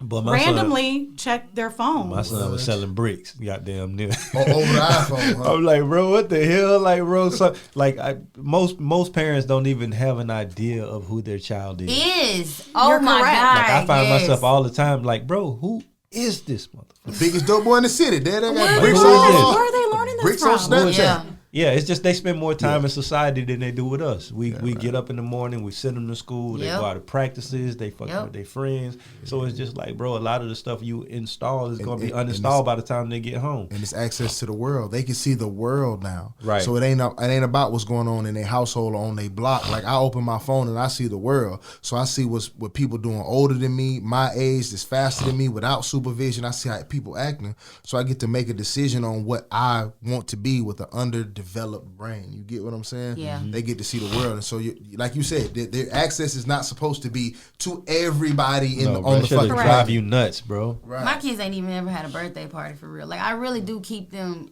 away from a lot of stuff. But I'm so happy I've let them be free and to be how they are. Cause like I used to work every day of the week. Right. And Cannon said to me one time when he was like 5, like, Mom, can you not work on Sunday at least? And I was like, why? He was like, we go to school for like 8 hours and then we do, and I was just like, damn, yeah. And I won't do that anymore after that. What time we on? Because I got a couple questions I want to get to y'all. We're good. We only an hour and 10 minutes. Okay, cool. But when you heard, how do you feel about Kanye in general? You're in split households. We all have children in split households, right? Okay, cool. What is your opinion on him not wanting to have his child have social media, but clearly the other parent saying it's okay? And we've all been in a similar situation, even if it wasn't about social media. I'm sure it's something that you decided for your kids if the other party made the opposite decision. So where are you at as far as advice to him or anybody in that situation? How do you handle that? The mom clearly approves of the kid having a social media. And we all agree that she's too young, but what do you do from the other side of that? When you're on the other side of those situations, how do you handle that yourself? You know what? And this is probably weird but I had to teach myself to do this. Like when they're with him, I try to just say, you are as equal of a parent as me, and you love them as much as I do. So you are going to protect them as much as I will. You do understand that's a rarity, though. I do. To feel that way. I do, but the only reason I do that is because there are certain things that they're, like, especially my son that's going to learn from him. I can't never teach him. And I don't want to come in and be like, no, I'm your mom, and since I said it and I don't agree, then it has to go that way, especially when I'm trying to let them be who they really are anyway. I can't really... But then again, you're talking about Kim Kardashian. But you have a little girl, right? You have a girl. Okay, so I imagine, and you're a hairstylist, so I imagine you take girl hair seriously, right? What if the dad cuts her hair? What if you, on dad's weekend, he go give her a bang? I would fucking probably go off. But you know what? Not the bang. That's some mean shit to do to your baby mama, boy. That's what I did, though. Especially if I'm a hairstylist, I would probably be like, this is revenge on me. But my baby cut the front of her hair off before. So I can work with it.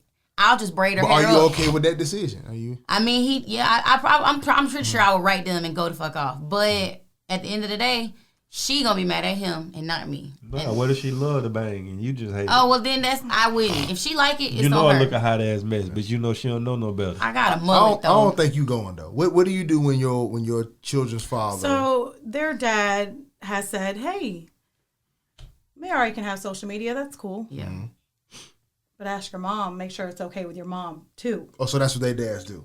Oh, that's dope. I mean, and if they got that kind of respect, that's dope. So it has to be an agreement. Even if he's strongly, she can have it. At the end of the day, I think my word's gonna. That's the seal of the deal. So you guys have never met at a crossroads where he had a different, like in my when they're with me all the time. And how does that go? When you're like, okay, when they're at the dad's house, they clearly are able to do this, whether it's 10 o'clock bedtime instead of 9 or. I can't control that. What happens at his household, and that's the hardest thing that I had to learn. Is I can't control a lot of things that happen over there. All I can control is what goes on in my household and how I raise my children and what I do for mine. Right. So how long did it take you to get to that point after the relationship had dissolved? Oh, that was years ago. Now. I'm just kidding. A few minutes ago. That's how I stopped mentioning it. It took us a long time to get there. Yeah. It comes with a lot of maturity and all of that. It took us a long time to get there. But I've always been right. Right. So.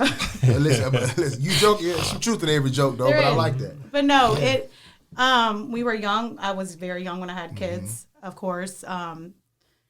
So we were in a long relationship, and our parenting styles we disagree with sometimes. But I think he always gives me the greater weight when it comes to decisions to running everything how I do it, because I mainly have the children anyways. You know what I find ironic though, as a person who me and my baby mother don't get along on nothing. If I say left, she gonna say right just on GP. Like she could agree with me and be like, nah, I'm cool. But I gave my daughter a bang one time though, just out of like, you know what, I'm gonna take her to the beauty salon. I'm like, just cut that off before I bang her. She was cute as all I know though. My baby mama hated that. But you spiteful. They should have gave your ass a bang too. Nah, listen, that was some get back though. Listen, that was my girl's idea, but I was like, yeah, babe, that's a good idea though. But you had the bitch in it too. Man, my baby mama was giving us all kind of hell. We was trying to work with her. My girl was like, you know what to get her? Let's take her to the hair salon. And my girl was like, give her a bang. I'm like, all right. I didn't know that was gonna make y'all weaponized this child, man. Yeah. I didn't know, but listen, I didn't know at the time. Like I'm so ignorant to female drama though. Yeah. You feel me? I'm thinking my girl initially just wanted to do something with my girl though, right? But when we got to the salon, she was like, yeah, she ain't gonna like this. I'm like what? Your baby mama know this story? No, she finna know now. Oh my God! So your current so that other girl finna get her ass beat. No, she influenced you, with that other girl, and you man. ran with it. My ex-girlfriend, man, wear a size 12 shoe, man. Right, she a pretty girl, but she had, man. Anyway, I ain't even get into that. But I don't think she was 12. I think it was like a 10 and a half. Big hands, big feet. Yeah, man, but she fight, man. But it wasn't a weaponizer. It was just my girl was just tired. Like enough's enough. We've been trying to work with you. But you know what I find ironic though? It's funny how like stuff that would work out if we were together now doesn't work out that we're apart. Meaning that let's say I made a decision and we were happily in love. Even if you disagree with me, you would have let that decision ride. Like your dad said that was okay. Okay, cool. Or your mom said that was okay. Okay, cool. Mm-hmm. If we were together in love, you would have just let that ride and be like, okay, he got her best interest at heart, or vice versa. But now that we're apart, it's like, you think I don't have my kids' best interest at heart because me and you not rocking? Now every decision I make got to come through you, got to whatever. But if we were in a loving, happy relationship like you wanted. Letting all that shit slide. Yeah, yeah. Well, some things aren't just worth it anymore. I mean, the peace, it is what it is. Right. But you know what? But the only reason I would say Kanye have a stake in it is that, remember just recently Kim got mad at North because she leaked their house on TikTok and she had to delete it, and she didn't even know. Courtney's son called her and was like, Auntie, she going live on TikTok all in your bathroom. Oh, I'm agreeing with Kanye. She is too young to have social media. And Kim was hot because she had never leaked their house or whatever. Right. So it's kind of like, you got two lit parents. North is doing some shit she ain't supposed to be. What's too young to having social media? For me? Yeah. Because how old is North? North is like, what? 10, 8 or 9? 5 or 6 or some shit? No, 9. She's not 5 or 6. She's older. The older one. But she's the oldest. I don't think they was together 10. That long? They was together for about 6-7 years. She has to be 8 at least. Yeah, I don't know. I'm finna go. I'm about to tell you. Oh, she's 8 years old. Oh, okay. June 15th. That's too young for me. My daughter just is bribing me now for a Snapchat. TikTok?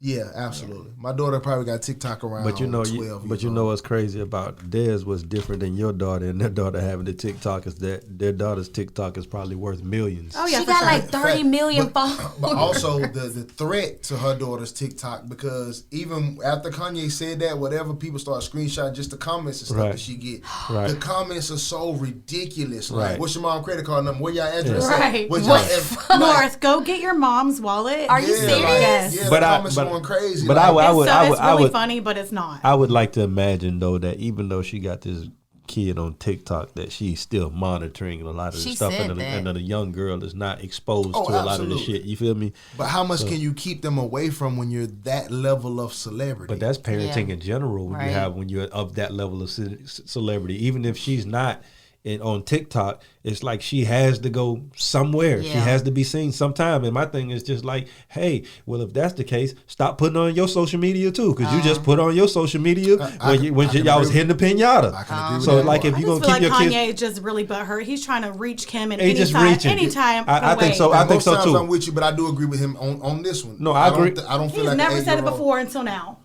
I don't think has she been on North TikTok? had TikTok for a long time. But like I just said in general, when you together, you let shit slide. Right. So that's what I'm saying. Household, but now that's you reaching then. You feel no, me? If it you don't let, make it no less right. Right, it don't. But I'm saying it. But if you let it slide before, if it wasn't a problem, then sometimes you let shit slide for peace. I understand that. Sometimes I let my girl have. Well, let it slide for peace now too. Yeah. Because we co-parents. But I also feel like I cannot protect as much if I'm not in the house. Oh. But so maybe I could let shit slide because I can monitor. I don't think he was really in the house like that anyways. Right. And what was that meme them. that said, Kim and Kanye, please get us out the group chat? Yeah, but he low key be saying the nannies, and he like I'm not from that. I'm trying to raise my kids. And like, so he do be saying that though. Like he ain't all the way just throw it off. But my thing is like, bro, be this vocal when y'all together too.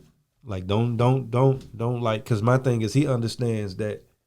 I ain't gonna even say he got the audience, cause boy, she got her own fan base too. Oh no, she so I can't say that, but absolutely. But it just comes off a bit. I might date her too one day. So if y'all see me, it comes off a bit. He comes off a bit Antonio Brownish to me. You feel me? He's Antonio Brownish, bro. It's almost like you.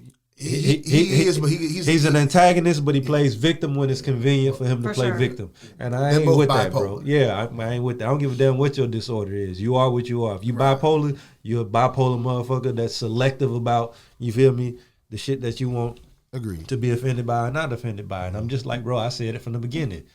It all starts with the choice you make. Like this, when you met this woman, she had a certain track record. You felt like you were better than that, and you're suffering the consequences. Same thing we talked about at the beginning of the show. But go ahead. But vice versa, you know, and I've always said this, and I had to learn this myself. If you do date someone with mental health issues, you got to take everything that come with that. Right. So if you choose to have kids by someone with mental health issues, you're going to be working through co-parenting with someone with mental health issues. Right. So it comes with the territory. Just something that I had to learn myself. Yeah, they both knew what they were getting themselves into. They just thought they could beat the system and they was gonna be happily ever after. It didn't work out that way. So y'all deal with the shit y'all got going on. It is what it is. Does anything make you the grown man on the porch? I got something that's out right now that's making me the old man on the porch. You said old man. The old man on the porch. I'm becoming the old. This is my first time. Being the old man on the porch. I want to veto something. I'm calling my council culture card. Okay, I got you. You say something that makes me. Is there anything to turn you into the old man before I say mine? Cap rap turned me into the old man on the porch. Right. Cap rap. When I see like people like promoting or pushing something that they're not even familiar with. That's kind of always been rap though. Yeah, but like what? Yeah, but it ain't every rap. Violence, yeah, but it's just like I'm still an old man on the porch when it comes to that. I understand it exists. That's the thing about being an old man on the porch. Right. You understand that the culture is changing, and that's what it is, and you gripe about it anyway. True. So it's just like I understand that's rap culture, but it's just like to see a genuine guy, even like on both sides. I'm not even gonna just make a street comparison. If you're just a Christian rapper, right, and that's what you're doing, and you stand firm on that, like I respect that. Right. You feel me? And if you're a street dude and this is what you're going through, and you stand on that, I respect that. But it's just the cap rap I can't get with. To where I just know, boy, you ain't been. You feel me? You can't even rap in detail because you ain't been nowhere near that road. You just recycling the verbiage everybody else using. You feel me? I can always tell, and that's what makes me the old man on the porch. Yeah. No, I can respect that. What's turning me into the old man on the porch is Euphoria. Are y'all watching Euphoria? Yes, I am. I heard about it. I hadn't seen it. Is it on Netflix? It's on HBO Max. Password? I slide you my. Oh yeah, you got it. Okay, cool. Nah, get it from Bestie though. Let me go ahead and get that. But have you seen Euphoria? I hadn't seen it yet. You haven't watched it at all? No. I figured you would watch something like that. Yeah, though. I thought so too. Bro. I don't know. I'm just not into.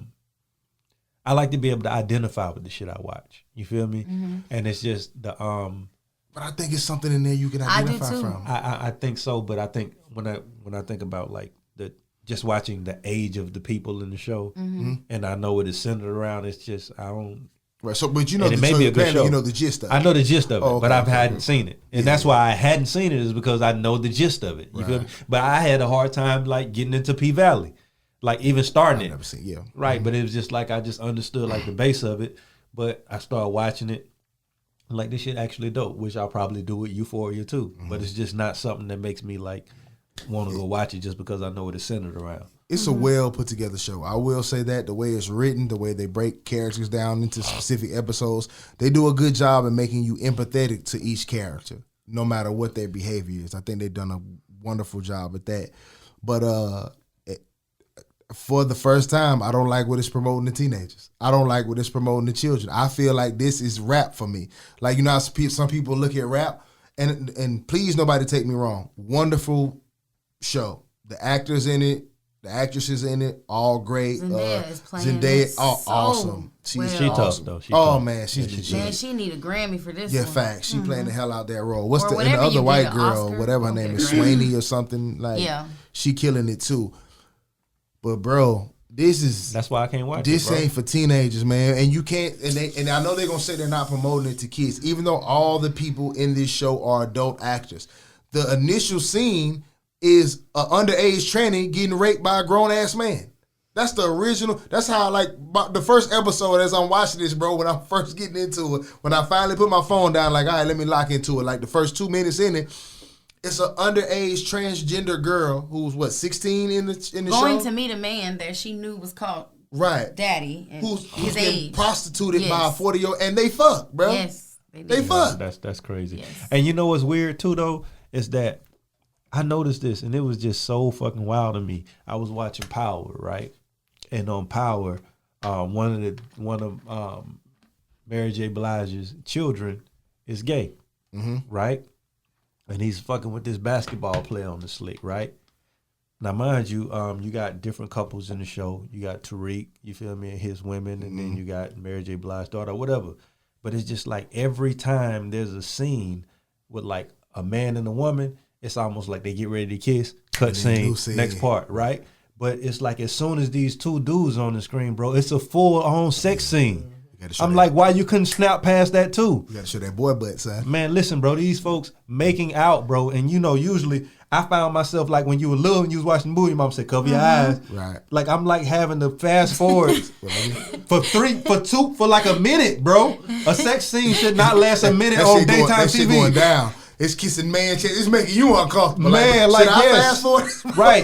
But it's just like you got these beautiful women on the show. Right. Zeke done fucked Professor Milgram 97 times. Right. And they ain't showed you a titty, a hip, or nothing. Yeah. Mary J don't want to show her titty. Right. But I done seen nutsack, shoulder meat, all that, bro. I'm like, what the fuck?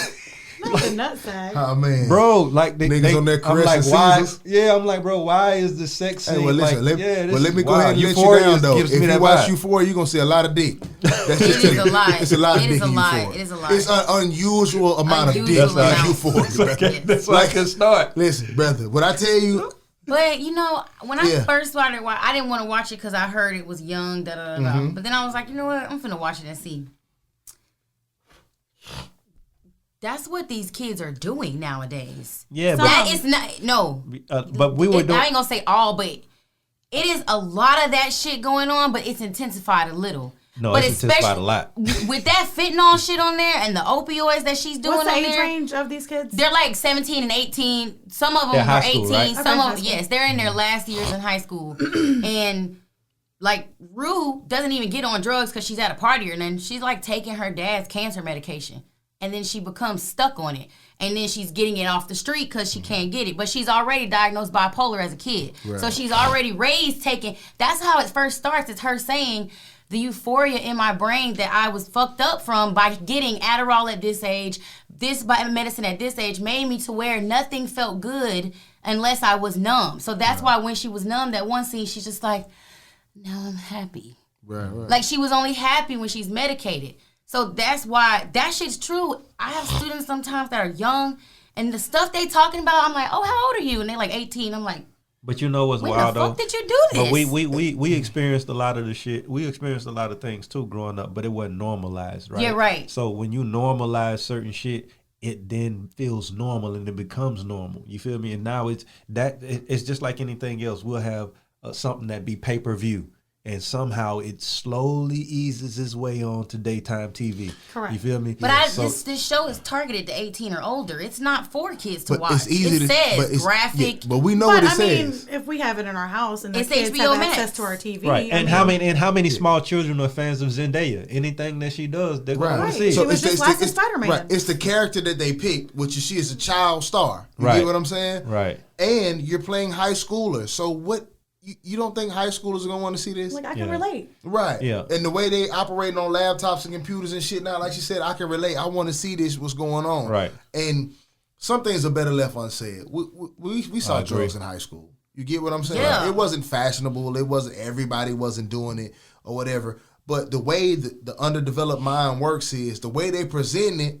They're kind of romancing it. Right. They're romancing the high. Right. She feels great when she's high. Like they're Rue was romancing. running around like a straight crackhead last week, and it did not look and romanticized. The thing is, they're low key romancing rape, like pedophilia. They're kind of romancing the young girl fucking the older man. They did. Have you watched all of it? I'm watching it. Yeah. No, because he actually they're blackmailing this man to where he leaves town now. No, I haven't got to that part. So that's what I'm saying. I don't think you've been seeing this season. They're not romanticizing. I'm just talking about even the sex part. I'm just talking about the sex part. Yeah, they bump into some beef about he not supposed to do it and who he is, and you get what I'm saying. I don't want to ruin it for nobody, but even the sex part of it, she wasn't throw it off that this old man fucked her. Right. Because she was on a dating site looking for older men. Yeah, but I know that. And that goes she back, was okay with it wasn't. But see, that goes back to when I say how they clip certain scenes. Like the reason why they used to clip sex scenes is because they didn't want children to feel like it was okay.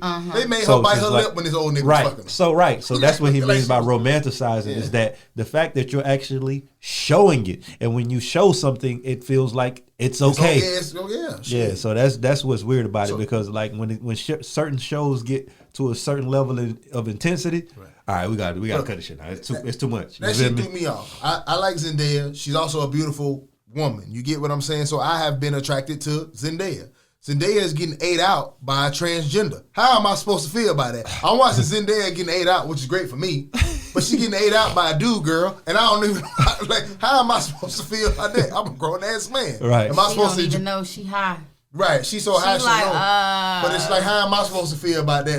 Right. Because at the end of the day, too, though, we also forget that when you have movie characters, you get.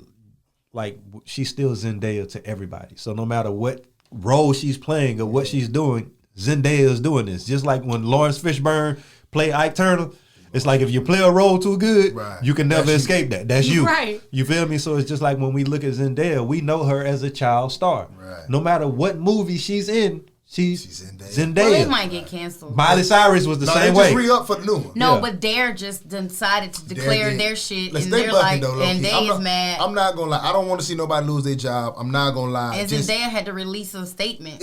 They bucking though. Like, you can tell this story greatly. The way it's shot is magnificently. But you can tell this story without showing so much. Episode 1, I seen 25 dicks, bro. Yeah. That's what I'm not even front. That's when they was going over Nate. They just show dick for no reason. They was in a locker room saying how the one boy who's down low gay didn't want to look down, so it was just men everywhere jumping around. When Zendaya lost her virginity on the thing, bro, Zendaya had on all her clothes on, the nigga roll over dick. Like, bro, if the girl got all her shit on, just you don't have to show that nigga dick, man. That's what I was saying earlier. Like, bro, why is it right? Like, bro, just random people. Show me some titties first. Something, bro. Zendaya got on sweatpants. She did. You watching the whole series to see her, and you she don't ever got on nothing but sweatpants and a suit. You show me some Zendaya booty. I ain't tripping about them other dicks I seen. But yeah, though, I'm just turning to the old man on the porch. But I don't know how y'all familiar with Joe Rogan either, and I'll close out with my boy Joe Rogan. Are y'all familiar with him at all? You want me to play Joe Rogan is you have it. I got it. Joe Rogan is the GOAT of podcasts for those who don't know. Yeah. The official GOAT. He is. He started his podcast maybe 7-8 years ago. He signed a deal with Spotify that the rumors is over $100 million to podcast. Like, it's unbelievable what he's doing though. What'd he do? So he was saying the N-word. So let's go Joe Rogan clip. Yeah. Hello, friends. I'm making this video to talk about the most regretful and shameful thing that I've ever had to talk about publicly. There's a video that's out that's a compilation of me saying the N-word.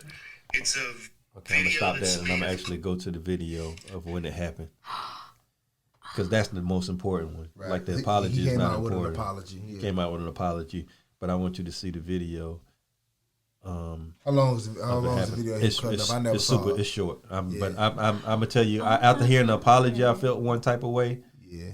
But then after seeing the video, I felt a whole different. Which type one of did way. you see first? You saw the apology first. I saw the apology first, Okay. and then I seen the real Saw video. the reverse, okay. Yeah, so. Damn, Ash, you gonna do me like that on the podcast? Mm-hmm. Welcome to the Anxiety Issues Podcast. We play other people's ads because we don't have our own. We got 3 seconds. Yeah, not yet. We coming, man. You funny. Battle Joe Rogan following his I hate when apology people for do this. all of this is just me. Bro, my sincere what I asked you and humble. Who? Somebody uploaded it. Listen, Huh? She did. Dang. I didn't see it, but in the meantime, while he's searching for it, so I missed you know, that? I want y'all to understand the magnitude of him. He's low key becoming the new Trump. Some kind of way he's adopted, and I don't feel this way about him. Since Trump has left, there's this gap for the Republican mascot. You get what I'm saying? He is obviously a Republican. But if you watch him, I do think he's fair in his points. Like, he's not one of those just, Republican. You get what I'm All saying? in his own, yeah. Right. But so they've been coming for him a lot lately. So I think this is par for the course. Once you gain this level of power in the podcast game, like, people go to him for media, people go to him for news. Like, he is that dude. You feel me? And how he's amassed that, I don't know. It just started off just like we started off now, and 7 years later, like $100 million to sit down in your living room and talk to people. It's incredible. So they were coming from it, and I think that they set this up to come for him. N-word, you're saying like it cannot be speak, it cannot be uttered. It is a sacred word. Yeah. It is a magic word. If you say it, Candyman will come. Right. You know, it's very weird. It's very weird that we've ever allowed that. It's one thing, like, you could say spick. No one's going to get mad. You know? Like, it's not as racially charged. You know? Yeah. And then there's other ones that, like, you can just get away with all day. Like Irish ones or Italian ones. Or Guido or... They don't give a fuck. Yeah. You can call me a Guido all day. I don't give a fuck. No one cares. Shink is a tough one. They get very upset about Shink's rough. Yeah. Gook. How about Gook? That's a rough one. Oh, that's a really rough one. Yeah, but the N-word, you won't say it. Look at you. Say it, Joe. Say it. Nigger.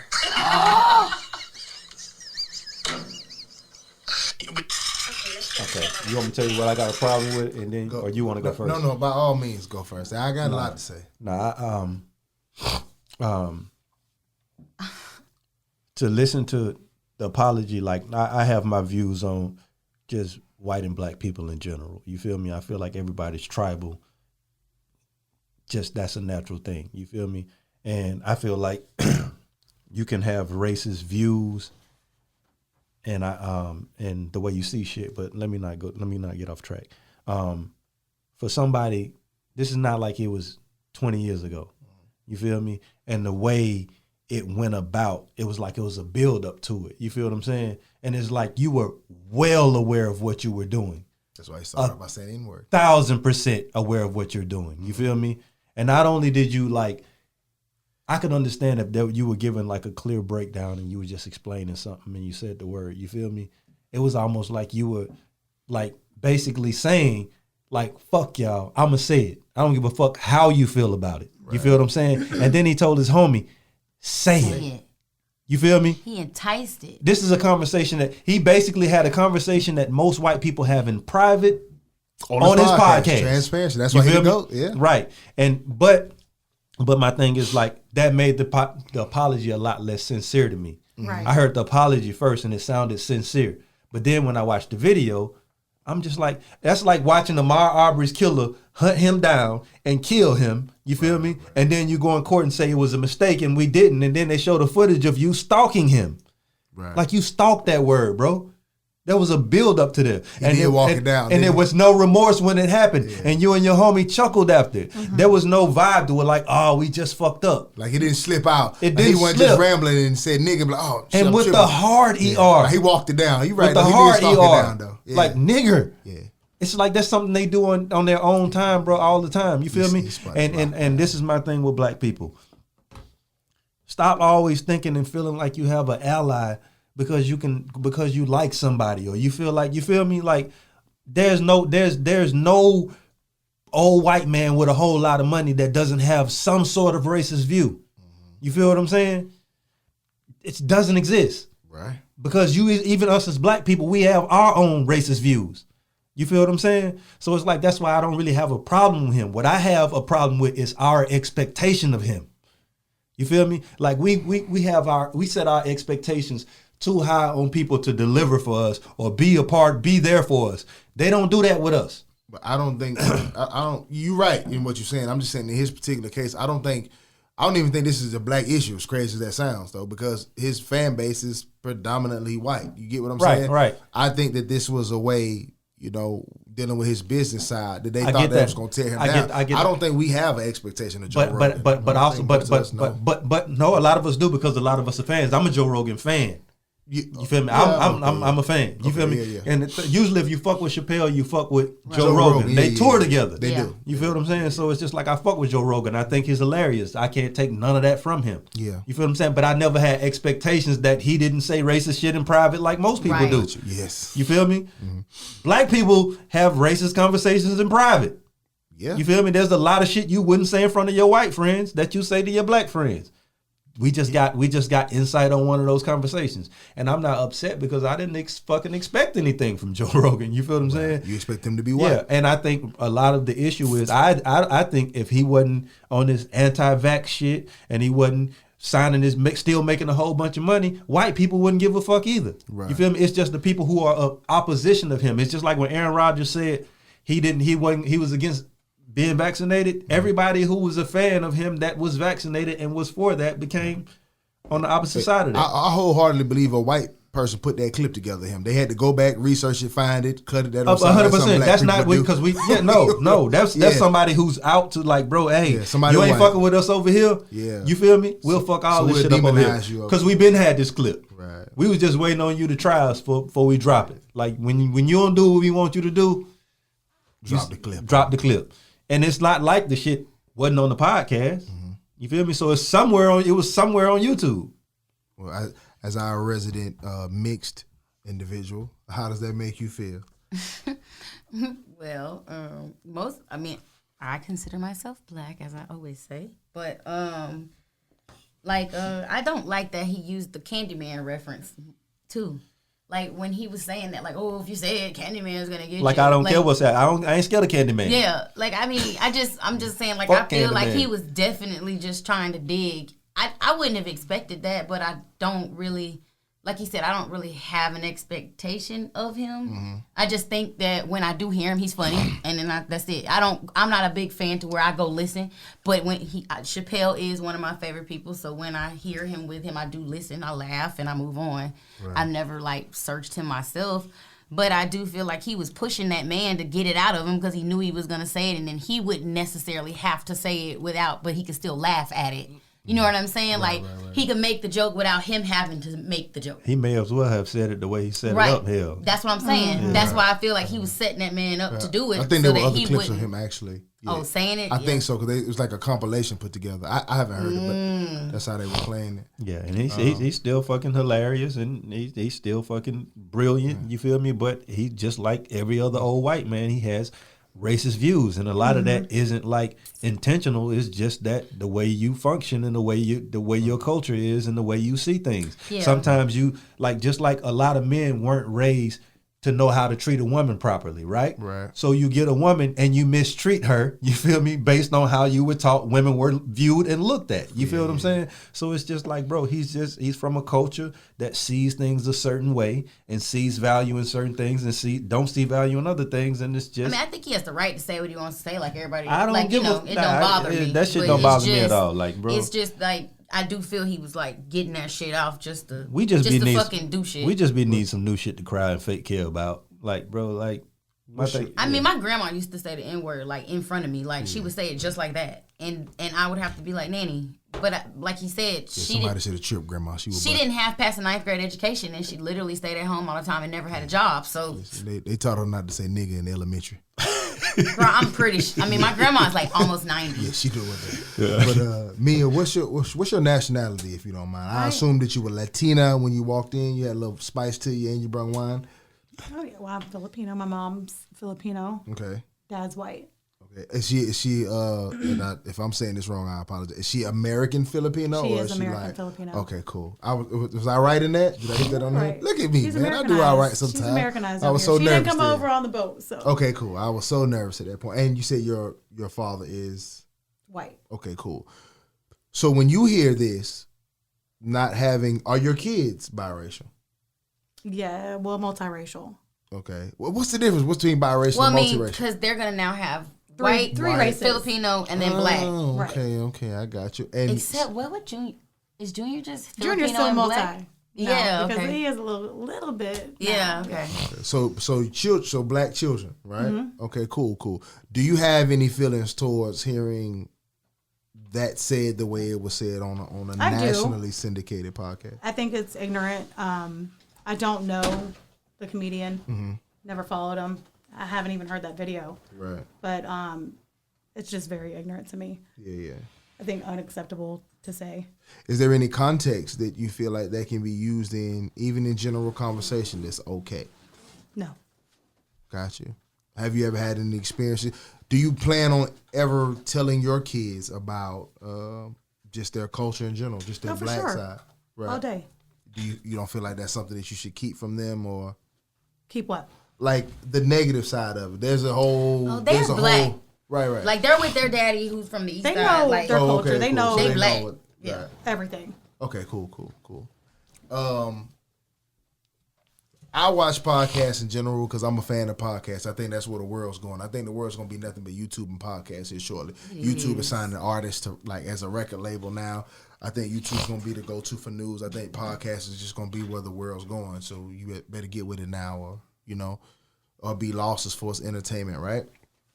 So I do pay attention to Joe Rogan because he is the GOAT at it. You got to give it to him what he's amassed. I don't think he's racist at all. You get what I'm saying? But let me get into that a little bit. His apology was cool. I like the way he faced his apology. Like you said, it sounded sincere.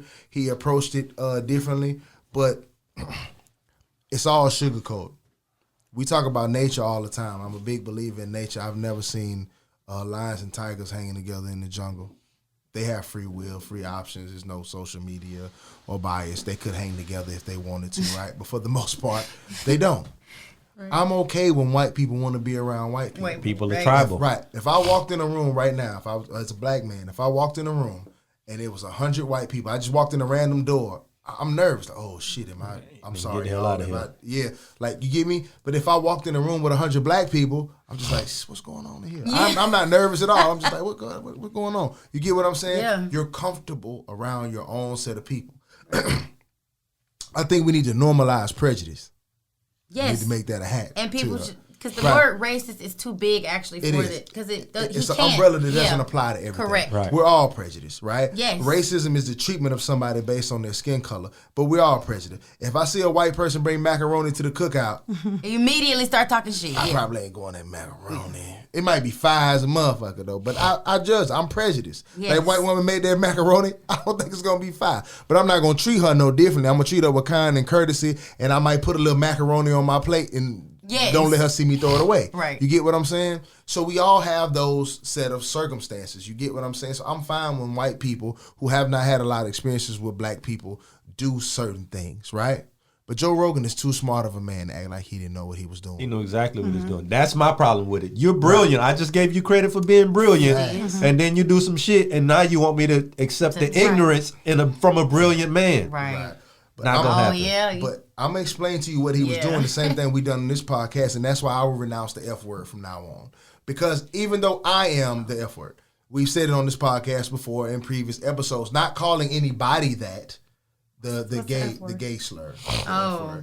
Okay. But we've talked about it in context of, we will say, well, gay people can call each other the word, but it's not acceptable for us. So we're not talking about anybody, but we're just saying it in general because we understand that in conversation purposes, you should be intelligent enough to know that we're just using the word in conversation, not to anybody. Or you get what I'm saying? Because the context is what gives it power. Right. So when I hear a person say nigger in a let's say in a podcast, it could be all white people. If they're having a conversation, they be like, listen, the word nigger is really a hard word in this country. It's got a history. I don't be like, man, you hear him just say nigger? I don't feel no problem with that. You know what I'm saying? I heard him explain what the nigga word Right. was. You get what I'm saying? Right. But I also understand that everybody is not like that.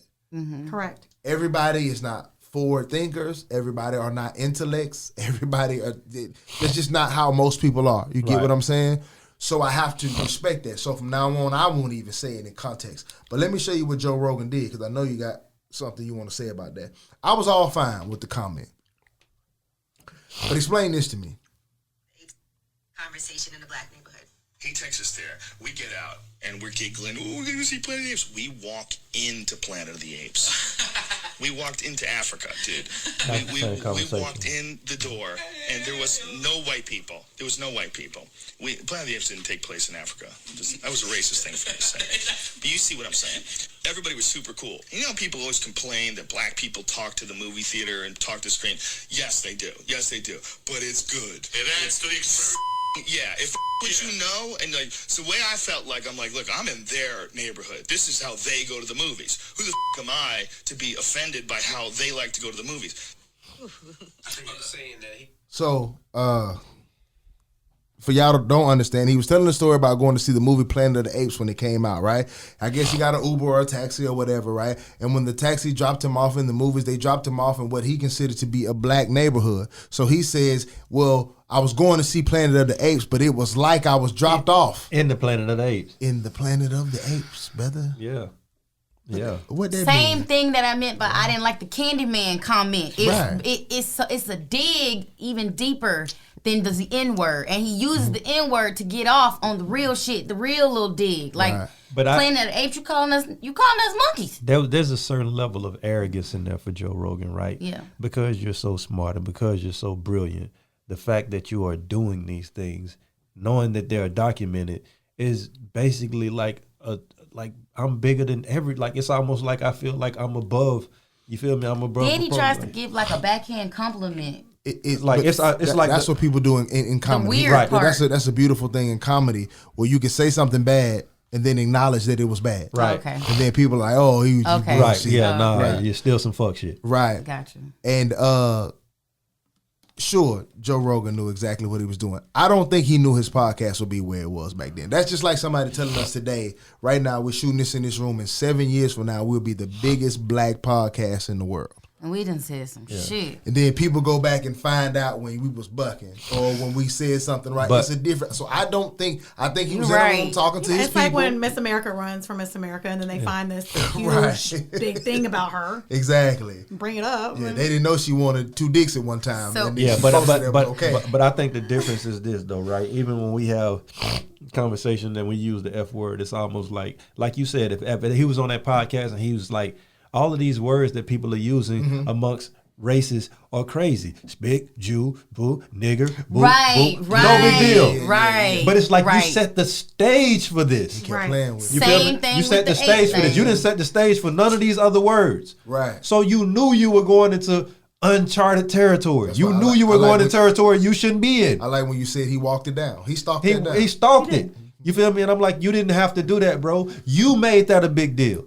You feel me? I've had white people say nigga around me a lot of times. And it's always in context to where I'm just like, all right, if you're rapping a song or you're telling a story and you saying what somebody said, okay, cool. It's still a little like, hey, bro, chill. Right. Right. But it's like, I don't want to punch you in the face. But the way they did it, you feel me?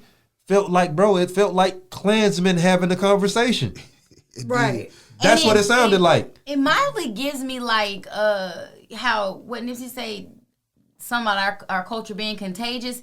Like he knows saying certain shit. Like he set it up for us because it's gonna get more of a And what's funny to attraction Neil, type and what's of funny to shit. Neil, they didn't say nigga. I know. He said nigger. No, I know. I'm saying Purposely but, put the like, ER in that I feel like motherfucker, he yeah. chased it down the way you're saying Yeah, by bro. setting it up by using the big attraction. Yeah, Boom! yeah, Here's like- the word. Just like the ape thing, he's like, let me keep throwing black jokes. Let me keep throwing a black joke because And it's he- like and- popular. and you know or what- you know what- But something. see, that was overtime. That was back in the day, so I can't say he did it because No, he was but I'm saying it's popular. like- but I will go He ahead. was popular then too. Yeah, he wasn't. But Joe Rogan's always but I been will somebody. say this though is that you also understand your audience as well. If you're in the room That and you're a part. comedian and you see that there's 100% white people in here, there are some jokes you can tell that you wouldn't tell if there was one black person. Facts. So he understood that his podcast audience and the people that would hear this would all look like him, and they wouldn't have a problem with it. So what happens is you find out that there was one black person in the room,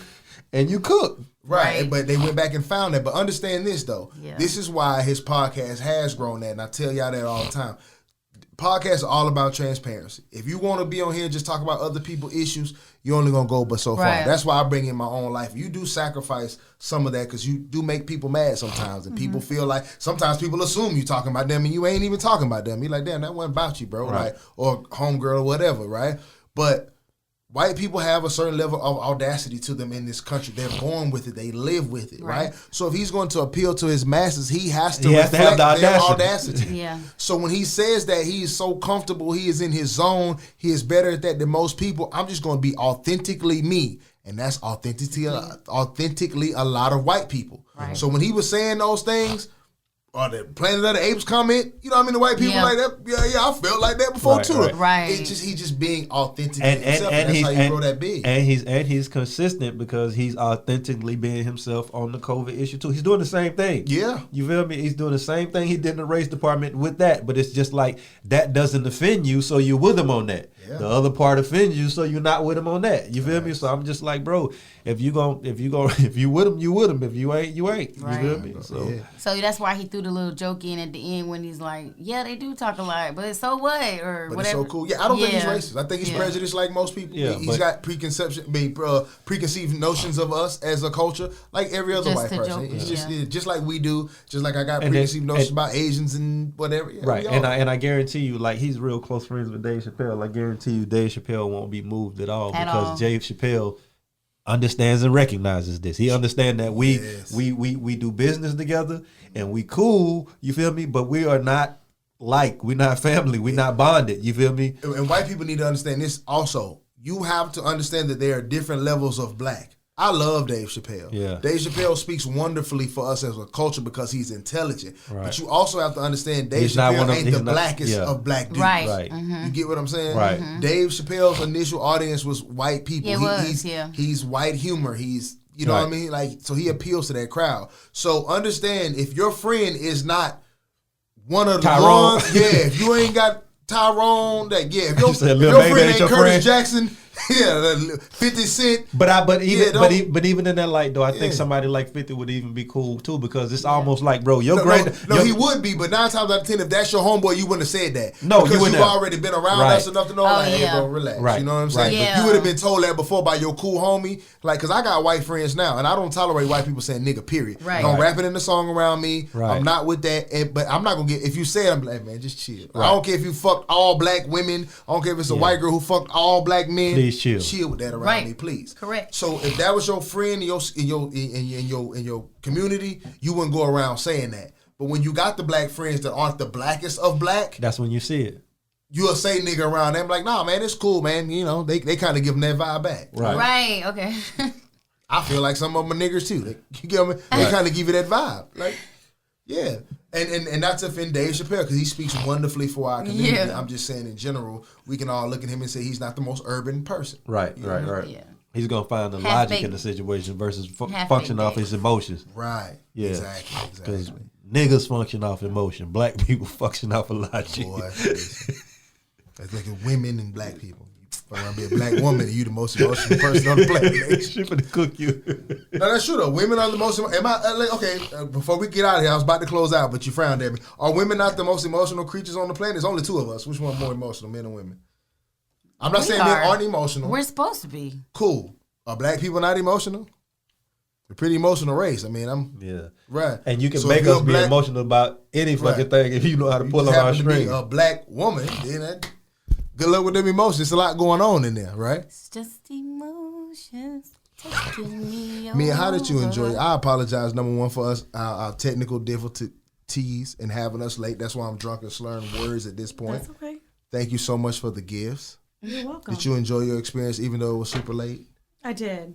I appreciate it. Okay. I like the question you brought in. Next time you come visit us, please come visit us again. Bring in more questions. Like, I would love to know your thoughts. I feel like you have a lot more to say, a lot more to ask. So next time, bring us some heat. I know you got it in there. Got it. All right. Thank you for coming on. Tania, you good? I'm always good. What are you talking about? All right, well, let's all get back to these kids. Thank y'all for tuning into the Anxiety Issues Podcast. I'm Adam 12 Taylor here with my brother Boneface of Boneface Inc. and the lovely hairstylist Greedy Monroe. Until next time.